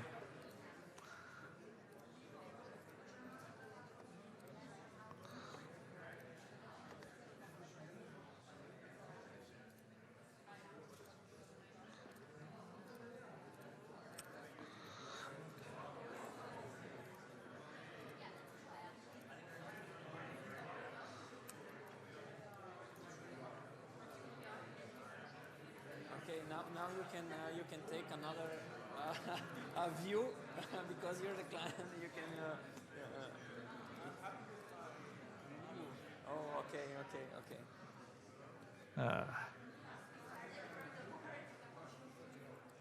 Nice.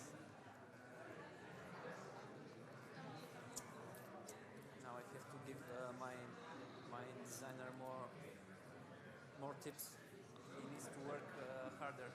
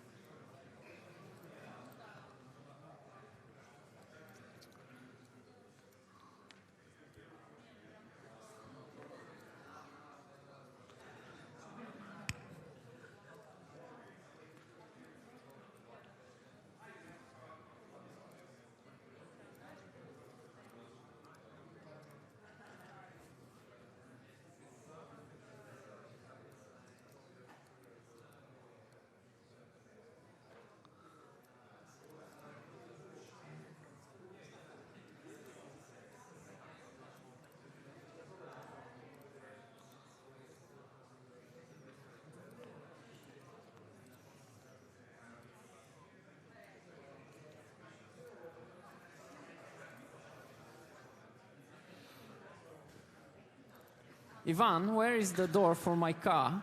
It's coming. What are you doing? Good call. Everybody's giving me comments here. Good call, Crystal. I thought the car's staying here. There.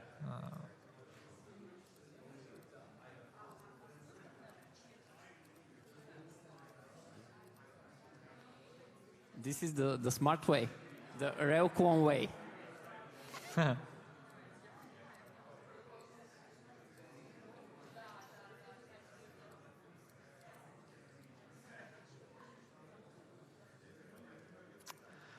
All right. Let's see what we got. Oh, whoop. Just save the scene, so Yeah. just save the scene. As a client, I want my progress to be not touched. Please don't render at 6K.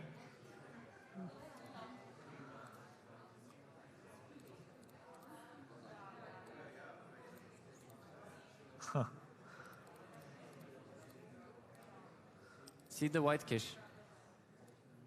I'm not sure. Vanka, see the white cache, mate. The white cache.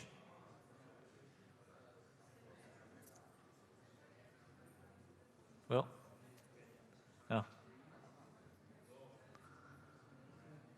All right, so we got somewhere. Okay, I want glass. Glass material, please. Glass I want material, to see the all right. glass. Yeah, I want to see the separation. All right.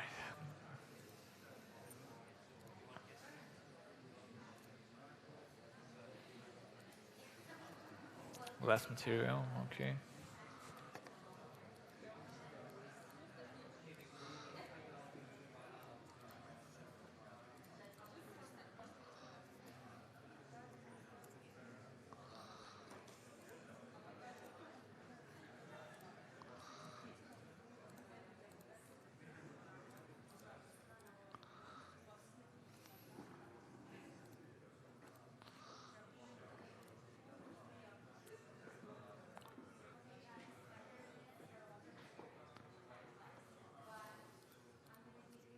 Minutes more, so yeah. 30 minutes are over. Time flies, by the way. I'm gonna give you 10 minutes more so we can wrap this up and finish up. Ivan, So- where are my drafts? Yep, 10 minutes for the Deborah is draft. not giving me Coming more right up. time. Coming right up. Please. Deb, why are you forsaking me? All right, so you want to come in and discuss your draft? Yes, I want. Right now. I am...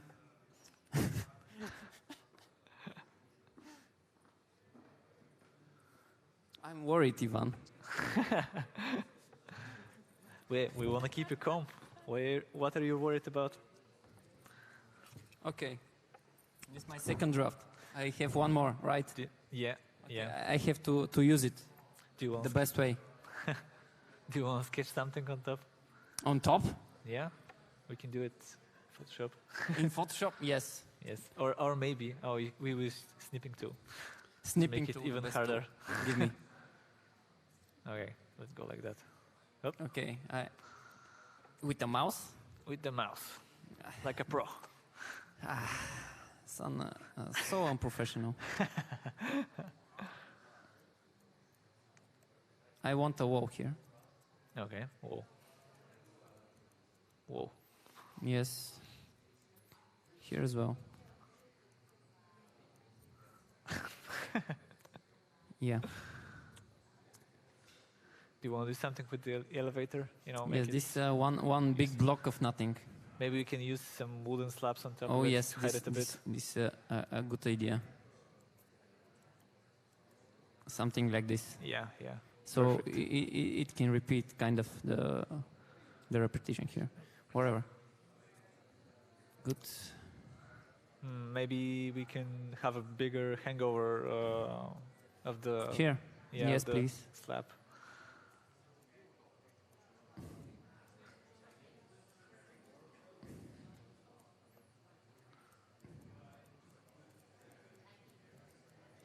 Yes, please. All right. So, anything else? No, this is it. These comments. I really wanted to be annoying, All right. but you're doing a good job actually. I'm almost happy. These are quite extensive comments. It's gonna take 4 days. 4 days. You have 6 minutes. For 6 minutes, at least give me the hangover here Okay. Okay. and the That will walls. do. If you don't have time for the slabs, maybe we can. I'll see what I can do. I can't promise you it. I'm under promising. You're under promising, yes, but these ones They're are must. with a high priority. This is low priority only if you have time. You Okay, have okay. 5 minutes. Okay. Thank you very much. So let's see what happens. 5 minutes or 6 minutes. 5 minutes. Deborah gave us only 5 minutes. Yeah. You can talk to her. All right. All right. Let's see. Let's see. We got the whole team doing it. We got the whole team on it starting now. The whole team. You're the whole team. Yeah. Yeah. But Are you we don't know going that I have a big team. Are you going to use post production on my image? Just a basic post production. That's what we can offer. Basic post production. Okay. Yeah. Rendered at 1K. For this time, I'm going to All right. Let me check with the comments, not to miss out on anything. I'll do it like that.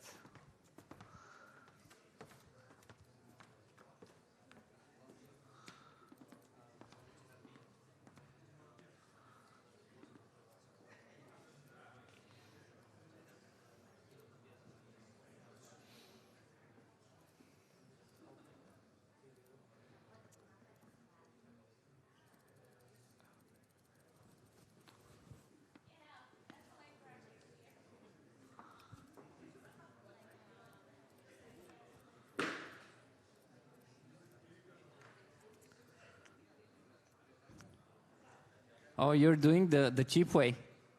Yeah. For this time, the cheap way. No railcon for me? Nah, railcon for the... Maybe we can... I was thinking we can lower the fence a bit. Maybe. Or the porch at least. Because it's quite big. Okay. And we have a really cool community, you know. We want them to see your house. To see the house. Yeah, of course. Am I so egoistic? Hmm? Am I so egoistic? So Maybe. I make people to see my luxurious lifestyle. Yes, of course. You can Of also add being some different trees. the pool car's owner. Yeah, yeah. Maybe like here. It was perfect in front of the garage. Hmm? The tree was perfect in front of the garage.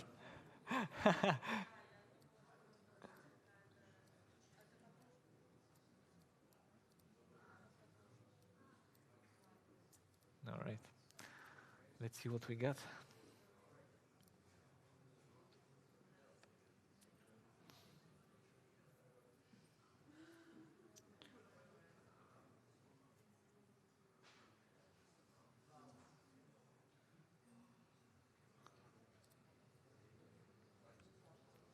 Probably you can make the wooden things thinner. A what? The wooden things on the elevator thinner. Oh, the wooden things. Oh, okay. You can.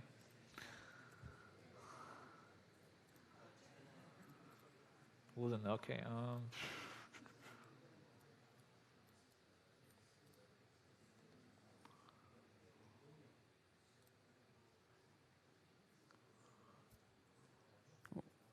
I said thinner. Thinner, don't thinner. don't Oh, use okay, material. okay. I'd heard timber. Yeah, this is what client Oh, communication is. You're punishing me because I didn't use Railcon, right? Yeah, right? yeah. Oh, okay. Yeah. Yeah. Okay. You are so- being lazy, Yeah, I'm going to have and to. now you're. I'm going to have to redo it for easier.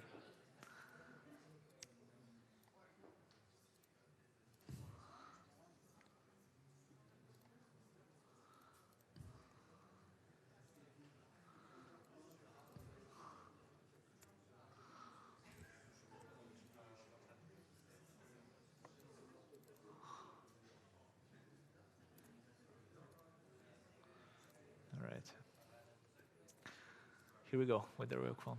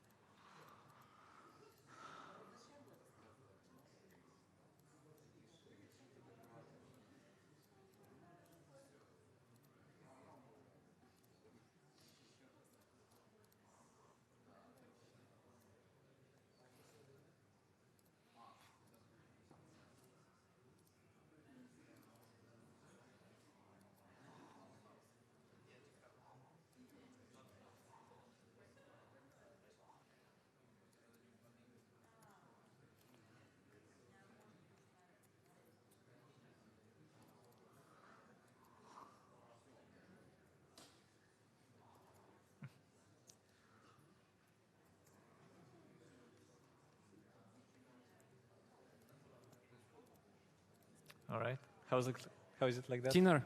Thinner. Okay. Yeah, this is the best way actually. Smisel, yeah. No Bulgarian.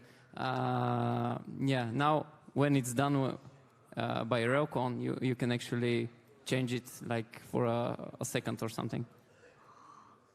Yep.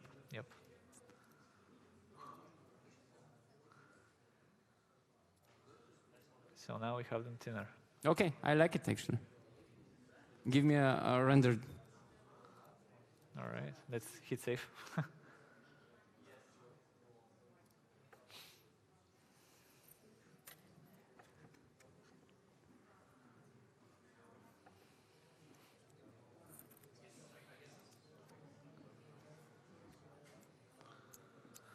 All right, how do you feel about this result? I like it actually.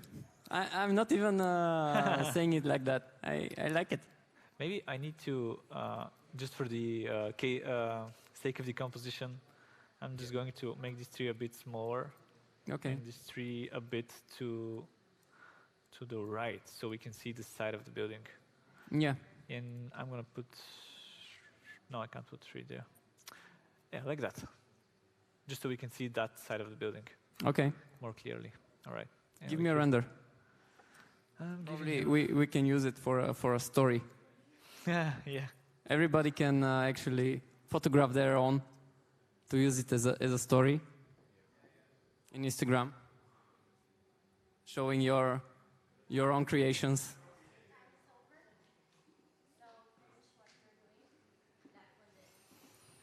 It is what it is. Is the house ready? Do you have a whole house? So let me just say, because I was impressed, I was the client, my 3D artist here, my designer. The first question that he asked me, I sat down and he was like, okay, what's your budget? Oh. Which was very important, like, very nice. So let's see. Can I see?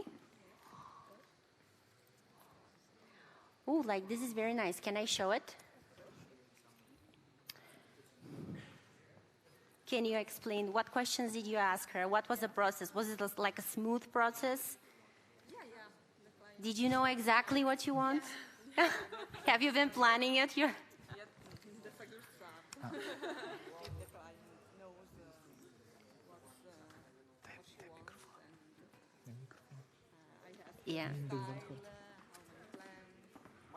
Yep. Thank you very much. I was just about to ask you.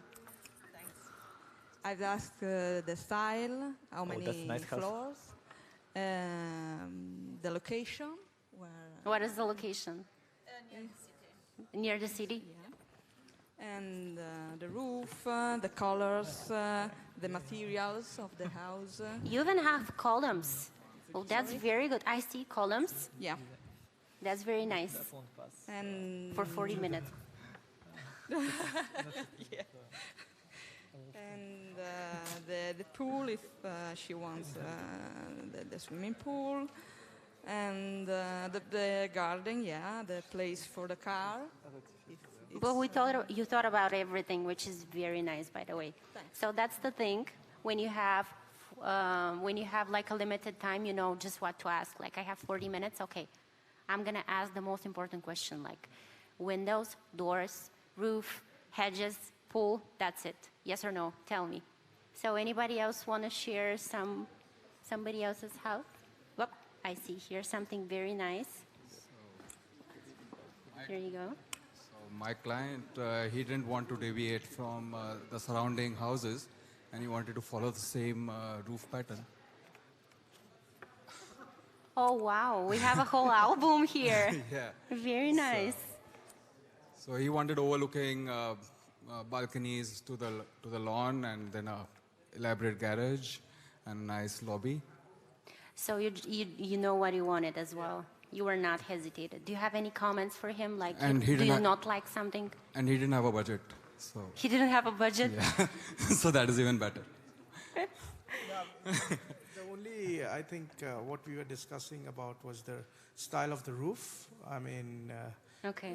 he wanted this type of roof, and I was like trying to see if we can have a skill-in roof.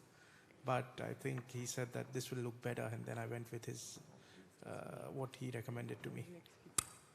He had even recommendations. Well, that's very nice. I'm very impressed, by the way. Those are very nice sketches. You even have like a first draft, then you have like a second draft, a 3D of sketches. Anybody else want to share? Impressive. Yes, I see somebody at the back. Was really fast, and I did with Who's your client? he. Let's see. Just hold the mic. Yeah, maybe the roof was not correct. He said that one more smaller. Sorry that I was so fast. That was the fast Yeah, one. no, just that. Just this. Okay, sorry. Actually, I wasn't. Yep. Where is it? Yeah, sorry. Was just really for fun. I didn't thinking that was actually. I can see that you have a specific location. Like, have you thought about it?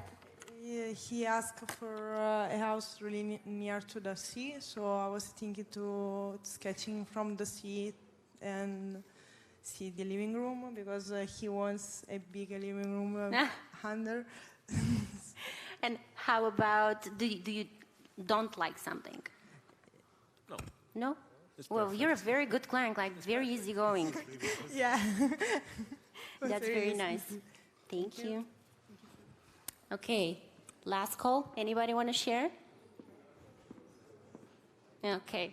Ivan and Hristo, you can share as well. Oh, here? Okay, very nice. I'm going to give you the mic. Who is talking? To explain, yeah. Designer or client? Designer or client? I don't know, whoever wants to explain. Okay. So, yeah, where exactly? No, this way. Yeah. I don't know. Yeah, closer. So my client asked me for not an oversized house, but a pretty big one. She liked the modern design. She liked having a facade with paint, wood, and concrete. So I have done the concrete on the pavement of the terraces she asked me for. She asked for mixed roof and like one normal roof and terraces. So yeah, then she asked for a swimming pool. There is a flamingo in it, as you can see. It was very important. Flamingo is very important. She asked for a grill place with a table and something for laying. So I have kind of a bed for exteriors on the terrace. And what about, do you don't like something? Everything. Well, you're very easygoing, guys. Not a problematic client But at I have all. to say that we were at 5 questions, and it was really already enough for having a very good concept. And then with 10 questions, we got into detail. That's very nice. And she asked me for covering the front part of the house. Like she liked privacy, so I put a lot of trees because she liked privacy, but covered with vegetation. So it's surrounded by trees, and yeah, that's it. Well, you have a very good concept now. You can go straight to a architect, and you can get it done in the 3D artist, of course. Okay, anything else? No, well, that was all. Okay, thank you very much. Very nice. And I want to see Ivan and Hristo. Because I heard Hristo is not a very good client. Like, he's from the annoying ones. So let's hear from him. I'm actually happy. I cannot believe it. We actually made a nice view. Yeah, so good job. Actually. Yeah, thank you. You're the whole experience, the whole thing that we made here was to show you that no matter what is going on, it's always important to have a collaborative experience between the two sides. No matter the comments are, or what we do and what we don't do. It's always important to do it together. Okay, and was it 40 minutes? Was it enough for you Yeah, guys? I think. Yeah, it was. What about you guys? Was 40 minutes enough for you? Too much? For some, yeah. Okay, Some that's are fast, nice. fast sketchers. Yeah.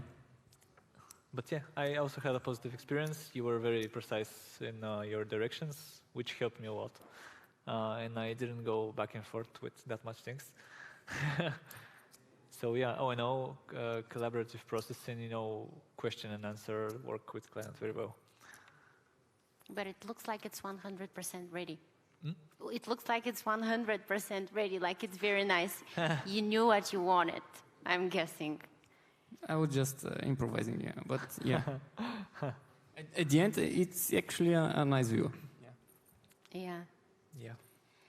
So thank you guys. Thank you very much. Thank you as well. So this is what we were talking about. We can get back to the presentation. Yep. Sorry, just a second. That's okay. Yeah.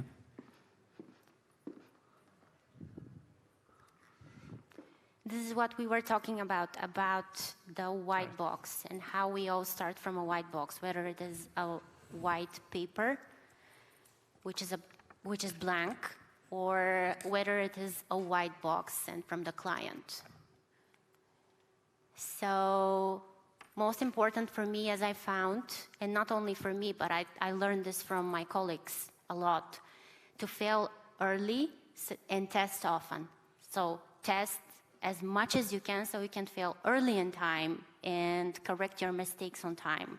So this means for the 40 minutes you got, you probably, if you couldn't get the result for your client, if he was like, no, but I'm guessing this doesn't happen because you are all guys very happy right now. But let's say some of you didn't want this window. So just test as much as you want so you can fail early. That's it. That's the best advice that I have ever been given from somebody. And other thing that we did actually with my architect here, my designer, and I think all you guys did it as well, is just throw ideas. Like say, no, I don't want this, I want this. No, but have you seen this? I want this to be like this. Just constantly talk about it. Doesn't matter if it's on the phone or it's via email or whatever. Just talk about it a lot. And other very, very important thing, which I don't think we had time to do it right now in this exercise, but it's all about the references. So whether you're doing a free task or something for your client, some people don't know how to explain it, or they don't know how to visualize it well. So it's better to just go on some website, Google it or whatever, sketch it, draw it and show it and say, I want it to be like from the house from this movie. Have you seen this movie? Go to this movie and see it. I want it to be like this. Go to some website, show them some kind of wood, show them some kind of house and say, I want my pool to be like this house. This is very important. And yeah, we're gonna show you guys a project that we did. Basically for first, second, and third revision. So this is how it looked on the first revision. It's basically a lot of greenery, white boxes, and a bridge. Actually, this was done by a lot of people, not only one, but you should not be worried to share something unfinished with the client, as the goal is to have their feedback. So it's very important to just throw something at it. Just the first draft should be something really basic, so we can start from somewhere. It doesn't matter if it's all white boxes, just ideas kept going. Then we have the second revision. It's all about the details now. So we have our basic objects and we have our basic idea. We're going to move around it and just add additional details, whether it is additional details to the windows, how it's going to be opening, how it's going to be closing. In your case, in this case, rather you want the greenery to be lighter, darker. You want how many cars do you want on this bridge? Do you want the bridge to be yellow, green, or whatever you want it. Just add details to the second revision, because you've already been through the basic part for the first revision, so now you want the details.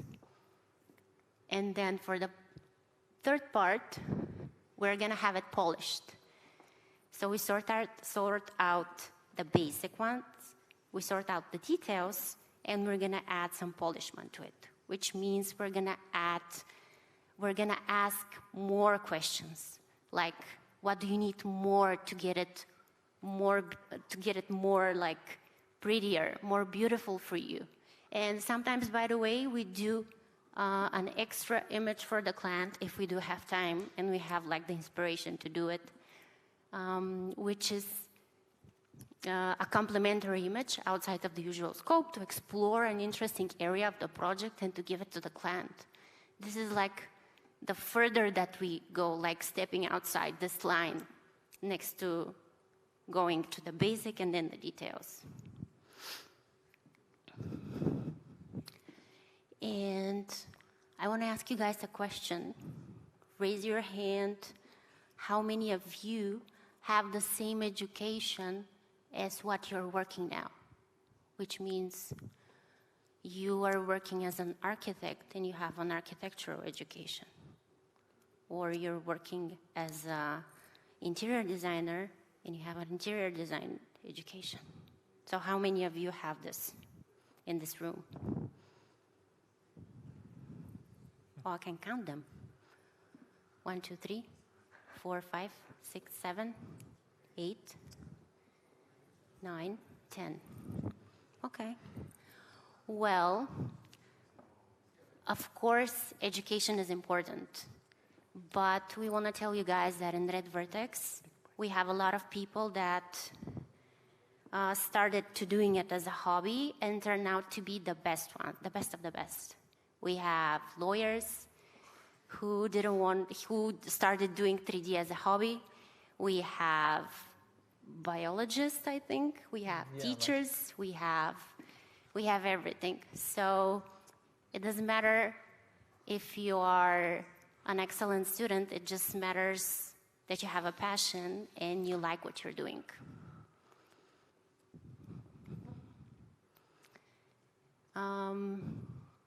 And yeah, this is basically what we talked about receiving feedback, which is very important, about knowing how to receive feedback and how to communicate with the person next to you. In your case, it was your friend or somebody you know or somebody who is in a good mood, as I assume, but sometimes it's not, so you have to know the way. You just have to be calm and know how to get the right feedback.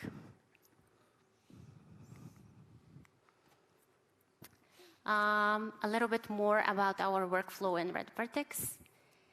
We have 3D artists, we have post-production artists, and we have a team production. So these images, all of them that you have seen, are a collaboration of all teams. So I'm a 3D artist, I do the 3D, and then I'm teaming up with my post-production artist partner. And I go to them, and he's doing only the post-production for me, which is very important because it teaches you how to separate things in layers. It teaches you how to work with different people and how to understand them, understand their process, and work as a team, which is we found it very important. And my colleague Ivan will go on from there. Again, guys. So I wanted to brief you in a bit with our workflow in 3ds Max and how we optimize our scenes for better rendering, for better just usage. So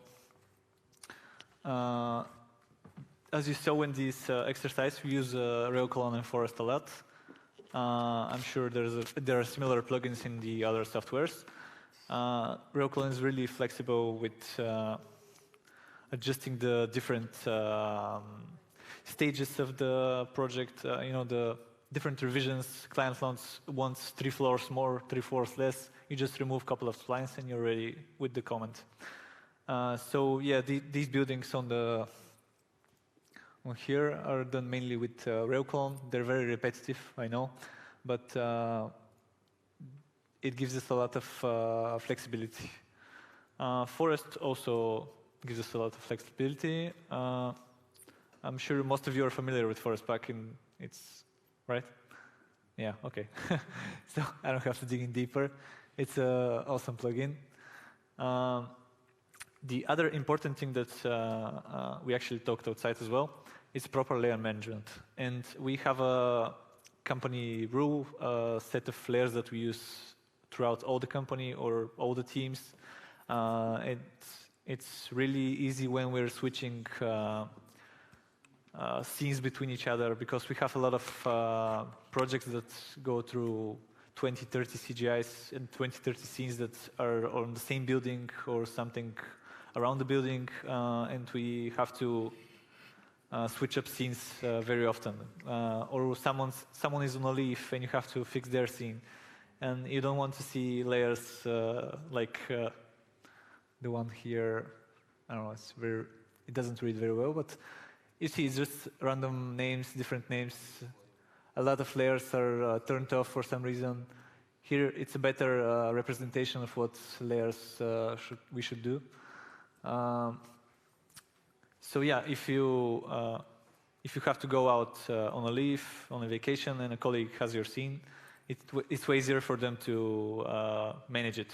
Or also if the project goes through a couple of phases, things get dirty, and maintaining a good layer management is vital. So what we can do is just you can try to model the buildings or your scene in general, so you can break it apart easier. This means keeping your stacks throughout the modeling, or using rail clone, or also using Xrefs. That way the whole team can work on the same scene together on the same project. Maybe one guy can do the buildings, one guy can do the landscape, one guy can do the roads, and they all work in their separate files, save them, and you just load them at the end of the day in your main file, and you have everything. And you don't get overlapping geometry, overlapping names, and stuff like that when you merge. We think it's way easier. Sometimes loading the Xref is slower if they're bigger, but it's an issue we can deal with, we can live with if it's not mixing up the main file. The main file stays cleaner, and we're just using Xrefs for stuff like that. Yeah, also, as we talked outside, it's about the maps. Of course, if it's a bird's eye level, bird's eye view for the image, and it's really far, you don't really need 8K resolution maps. Yeah. And what we use is it a script just to resize the maps to smaller pixels? Yeah. For example, we have an aerial view, and the people don't need to be like 4K maps. We resize them 512 pixels, 512 pixels, or 256. Also, we optimize the geometry of the trees, for example. If you're doing master plans, you can't see all the details of the trees. Different developers of models are doing excellent work with detailed trees, but we don't need to see all the geometry from the bird's eye views. That's why we optimize them with Pro Optimizer. They can be really boxy, and they're not that visible in these huge images that you saw earlier. Anything else? I think that's it, basically. Well, yeah, you said about how a lot of people can work on the same master plan by dividing it in Xrefs and we were talking about outside as well that somebody needs to be the bad guy and to say, hey, are you doing the proper layer management? Are you working with proxies or whatever? or are your maps at low resolution so we can place it into the scene? Well, yeah, and there is always one that needs to manage the process, and this is very, very important. For example, we have the layer layout posted for everybody in the company, and everybody needs to use it. If somebody forgets, well, yeah, I have it printed on my computer next to me, so I don't forget to use the proper layers. Well, and I still forget. But yeah, because you need it, because the person that needs to get everything together, well, he's the most the guy that just has the most work. Yeah, it's everybody needs to do their job properly for him to actually be able to render the scene. For big master plans, this is very important. This is like you can see that the images that we showed for the bigger master plans, they always need to be properly done. Yeah. Yeah, you don't want something that you merged right here to give you problems, because it will be way harder to find. And if you're merging from 10 people from your team by the end of the day, you will lose hours over that. And it's important to keep everyone reminded that they need to have proper hygiene of their files, layers. Everything needs to be set through the project folder, the maps, the proxies. Yeah. It helps a lot. It helps immensely. Yeah, as you said, also if you're on a leave on the next day and somebody needs to do your job, well, it's always better to have the properly named layers and everything in order for the other guy or girl to actually be able to finish your job. But not even on a leave. We had projects that, for example, our team is working, and 3 years later, another phase comes in, and another team has to pick up our work, and they're like, okay, what's happening here? Where are the layers like that? Well, yeah, this and you have to explain something 3 years back, and you don't remember it, obviously. We've all done it. But when you are in a situation like this could eat up to 2-3 days of testing out what is going on in the scene, and sometimes you don't have that much time. Yeah, you have like 3 layers turned off. You don't know which ones should be something like that. Specific things in all the scenes. Yeah, or geometry in the 0 layer, or some other layer that is, for example, named random or whatever. Yeah. Okay. So now Hristo will. This is my part. Yeah, he'll tell you more about our workflow with Adobe Photoshop this is into not the going post-production phase. Oh, this is not going to be something very technical or something like that. Can you just change them for me, as we can be? Okay. Yeah. Well, we're going to to talk about the same thing that we talked about in the 3D scenes. It's always. Can you switch it? Yeah. It's always better to have the proper names of your layering in Photoshop. This is the first thing. I'm going to even say a story of mine. In the first year that I worked in Redvertex, I didn't like to name my layers, and for the first day it was all good. And when you come 2 days later, I couldn't remember anything. It just it was detrimental for me. I had to switch it on and off for every layer to see what is going on. And this is why it's really important to name them. This has helped us a lot in the company, and it also just saves you time. It can save you just days of work, for example. Obviously, when rendering the 3D scenes, we need the right masks. I hope everybody understands using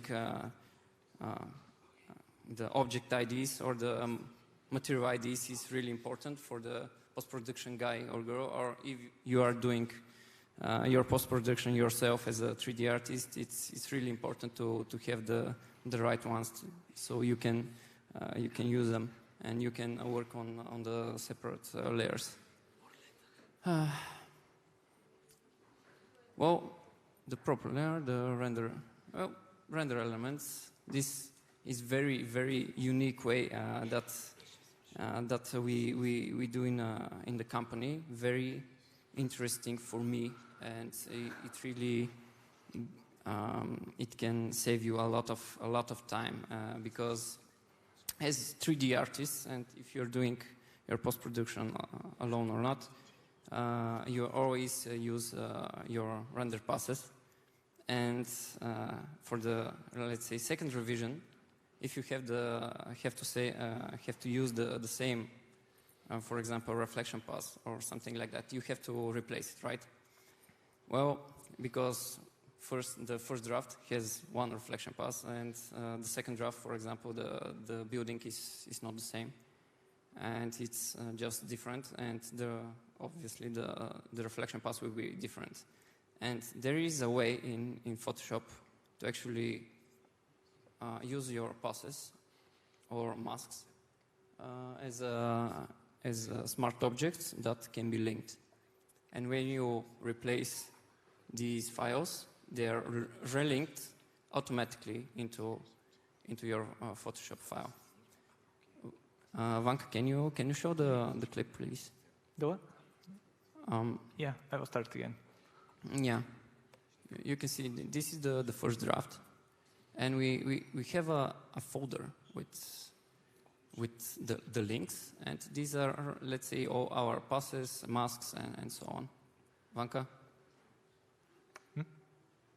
Oh, what happened? It's running. Something happened. Something funny happened, or whatever. And let's say from the last render that we have, we are going to replace them into the folder. And once replaced, you can see that in the Photoshop file, they are automatically replaced. Of course, you can see now that the palms are cut out because of the masks. But in our company, we also use actions, and these actions are for the masks. And once you do an action with cutting all the masks, you can always replay the action, and they are automatically replaced. This is something, for me, as an artist, this saves me a lot of headaches, because the repetitive stuff is boring, and this gives you a lot of time for the creative stuff, for the fun stuff. Yeah. This is pretty much it. It's simple, but for me, this $1 million idea. Yeah, as an artist, this is like heaven. Yeah, let's see it one more time. Okay.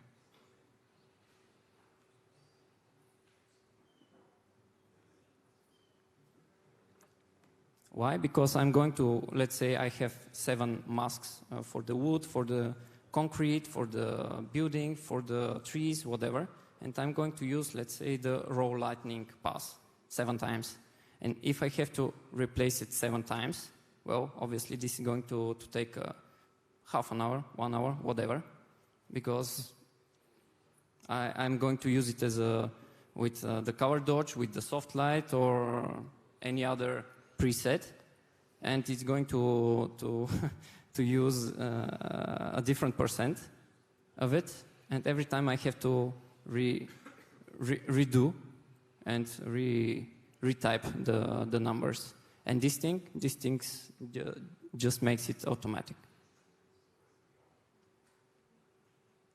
As I said, smart objects with a link. Yeah. Next thing. Okay. Yeah, I'm going to talk about something that we we started doing in the last couple of years in our company. You know how, as ArcVis people, we start let's say the composition, the image, and you build the 3D. You render the image, and afterwards you just add the people. This is something different that we are trying, and it's about showing an experience and people to be in the spotlight, for example. Can you show the next image? Yeah, well, obviously, to avoid abortive work, we start the communication with the client with sketches. It's something very adaptable, very flexible, and can be done, of course, for less time than a full 3D image. We will start with the sketch, and the client will say, I want this, I want that, or whatever, and we are going to adjust a little bit of the sketch, and afterwards go into the 3D. But the important thing is, of course, it's not for every project. Sometimes there are projects that we need to show the architecture as the main guy. But here we are trying to show experiences, and the people, as you can see here, we are also photoshooting the person customly to even enhance more the composition, and to have the right lighting, and to have the right setup for the image. And you can see we are showing, for example, the experience that can be present in the project.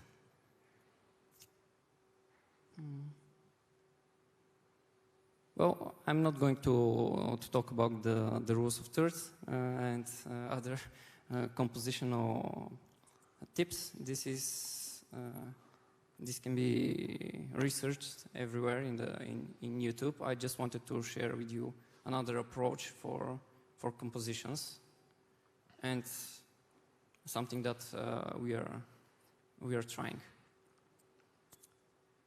And obviously, the tips on the better placement of entourage is always to have the right lighting for the scene, of course. You're not going to shoot your person with the wrong lighting and afterwards try to match it. It just doesn't work. You always have to have the right lighting, or something very, very similar to the right lighting, and you can match it better and easier in your scene. And that's why here it is made with a photo shoot. It's so much easier for us to actually have the right lighting, because we can control it during the photo shoot. If you are getting the person from Shutterstock or whatever, any other site, of course you have to work with what you have. Sometimes it works, sometimes it doesn't. Most of the time it might work, but you never know. And that's why we did this here in this particular image. And this from me, right? This from me. You have to explain a few more images. Explain the hashtag here behind the scenes. Do you know who this is? It's this guy. Yeah, okay.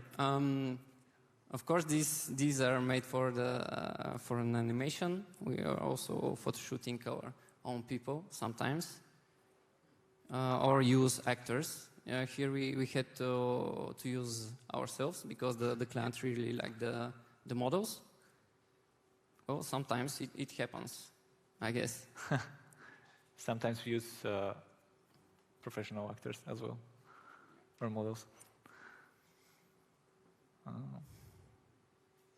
Do you have something else? Yeah, I think it's time to share some of our stories, guys. You know, stories. everyone has stories from their clients, but we have this first special one. It happened to me. It was years ago. You know, I was backpacking through Western Europe, and I was in the foothills of Mount Tibidabo, and I was trekking this road, and I saw this lake, very secluded. Are you referring Friends? That's not the actual story, of course. If referring Friends, are you? Yeah, it's still modern. The kids watch it these days. Well, okay. No. So the actual story. An actual story. Okay, I can share one. And because we were talking about clients, and designs, and so on, I'm going to share an experience I had and something that I learned the hard way. We worked with a client. They were really happy with all the results that we produced. They actually won the competition that they had the design for. We had to design a lot of, not design, let's say fill in the blanks that they didn't have design for. And they were really happy with it. We worked on 10 phases for the project for 1 year, and every time they were like really satisfied with everything. And at the end, they really had we built a trust between each other. But at the last phase, we received some information, and I really didn't understand how the project needed to be done. They had like let's say half-made design, and they really didn't say anything else. And we had to, let's say, do some work from ourselves. We didn't receive any further information because they trusted us a lot. And actually, it was a complete failure from my side. Of course, without knowing the boundaries and without receiving the proper feedback, we really didn't do what they wanted. Well, obviously, I cannot foresee what they really had to do. And we were doing what we were doing in the previous 9 phases. And of course, at a time like that, we really had to set up a meeting, an urgent meeting, that we needed to set some boundaries, also to know what to do and how to redo the last phase, because it was really important to make it and to be started to be built. So for me, this experience actually really taught me that no matter how much trust there is between clients and artists or designers, whatever, it's always important to cooperate and always to give feedback, no matter. Yeah, it's a two-way process that is important to be done together.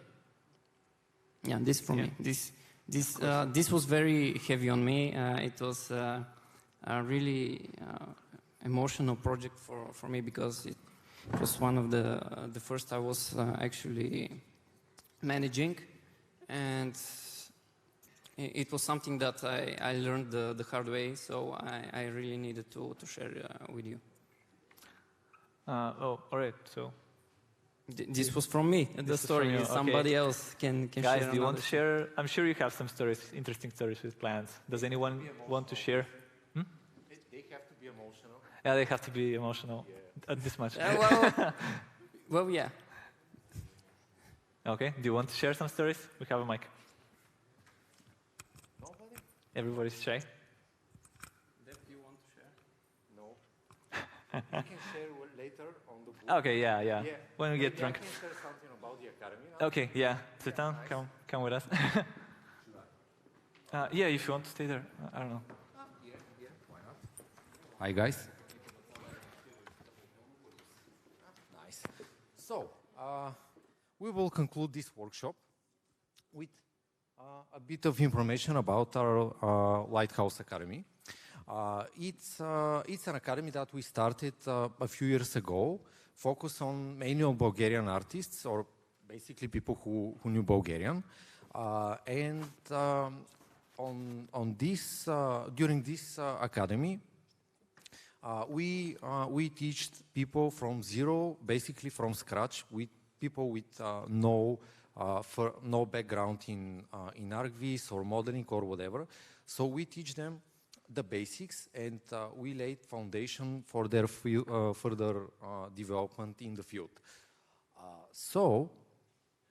Now the next step, obviously, is to do an international version of this academy. So starting this October, we are going to host our first international academy. So what it be like?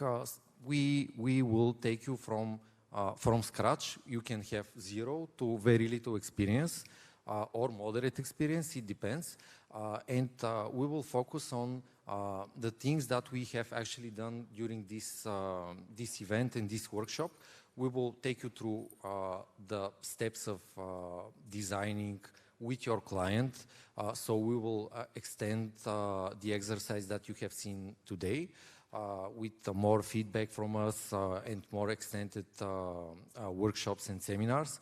We will also teach you how to optimize your scene so you are quick and efficient when you work. And obviously we will conclude with an extensive post-production part where we will teach you how to work on the scenes, on your images, and how to create stories with people, with moods, and so on. So, a bit more details. This will be hosted in our office in Sofia. It will be a 3 weeks event.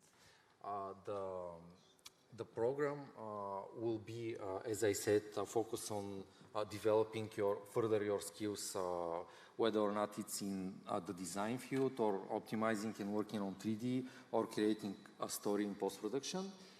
We will be a small group of 12 people. You will have very nice equipment to work on.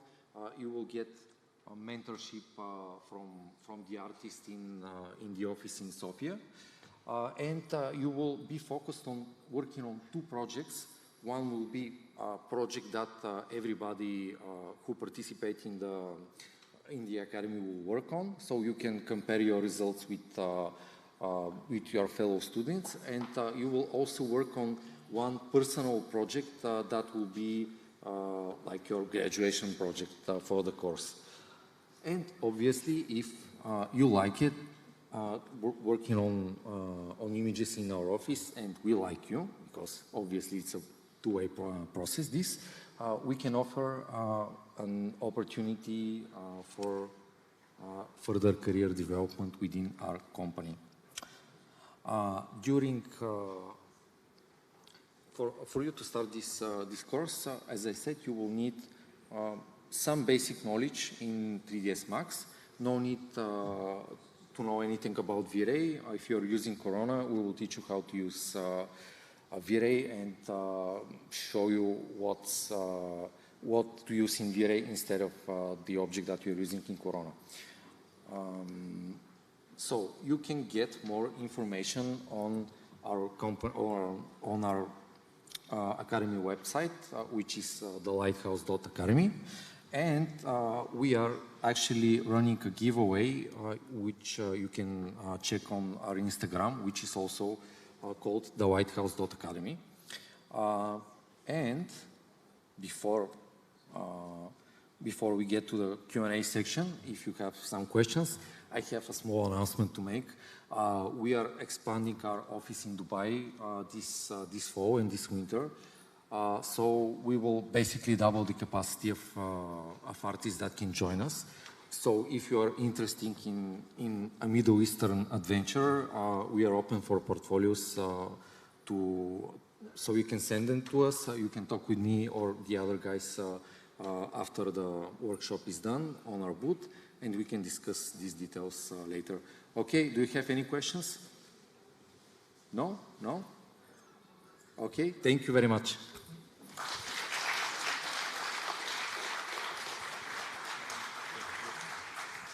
Hey, I want to say hi to everybody. You didn't see me yet, maybe. So, yeah, so we're going to take a break now. We're going to set up the modeling battle for later. We're not going to completely close everything. You want to hang around, you can. But at 6 o'clock, the bar will be open again. I don't know. They might stay open. I don't know. But anyway, the idea is that around 6 you can come, and at 7 it starts. So, yeah, is that good for everybody? How's everybody feeling? Good? Did you enjoy the workshop? Beautiful. All right. Perfect. Good to hear. Yeah, so we're going to take the break, and we'll see you a little bit later. Bye.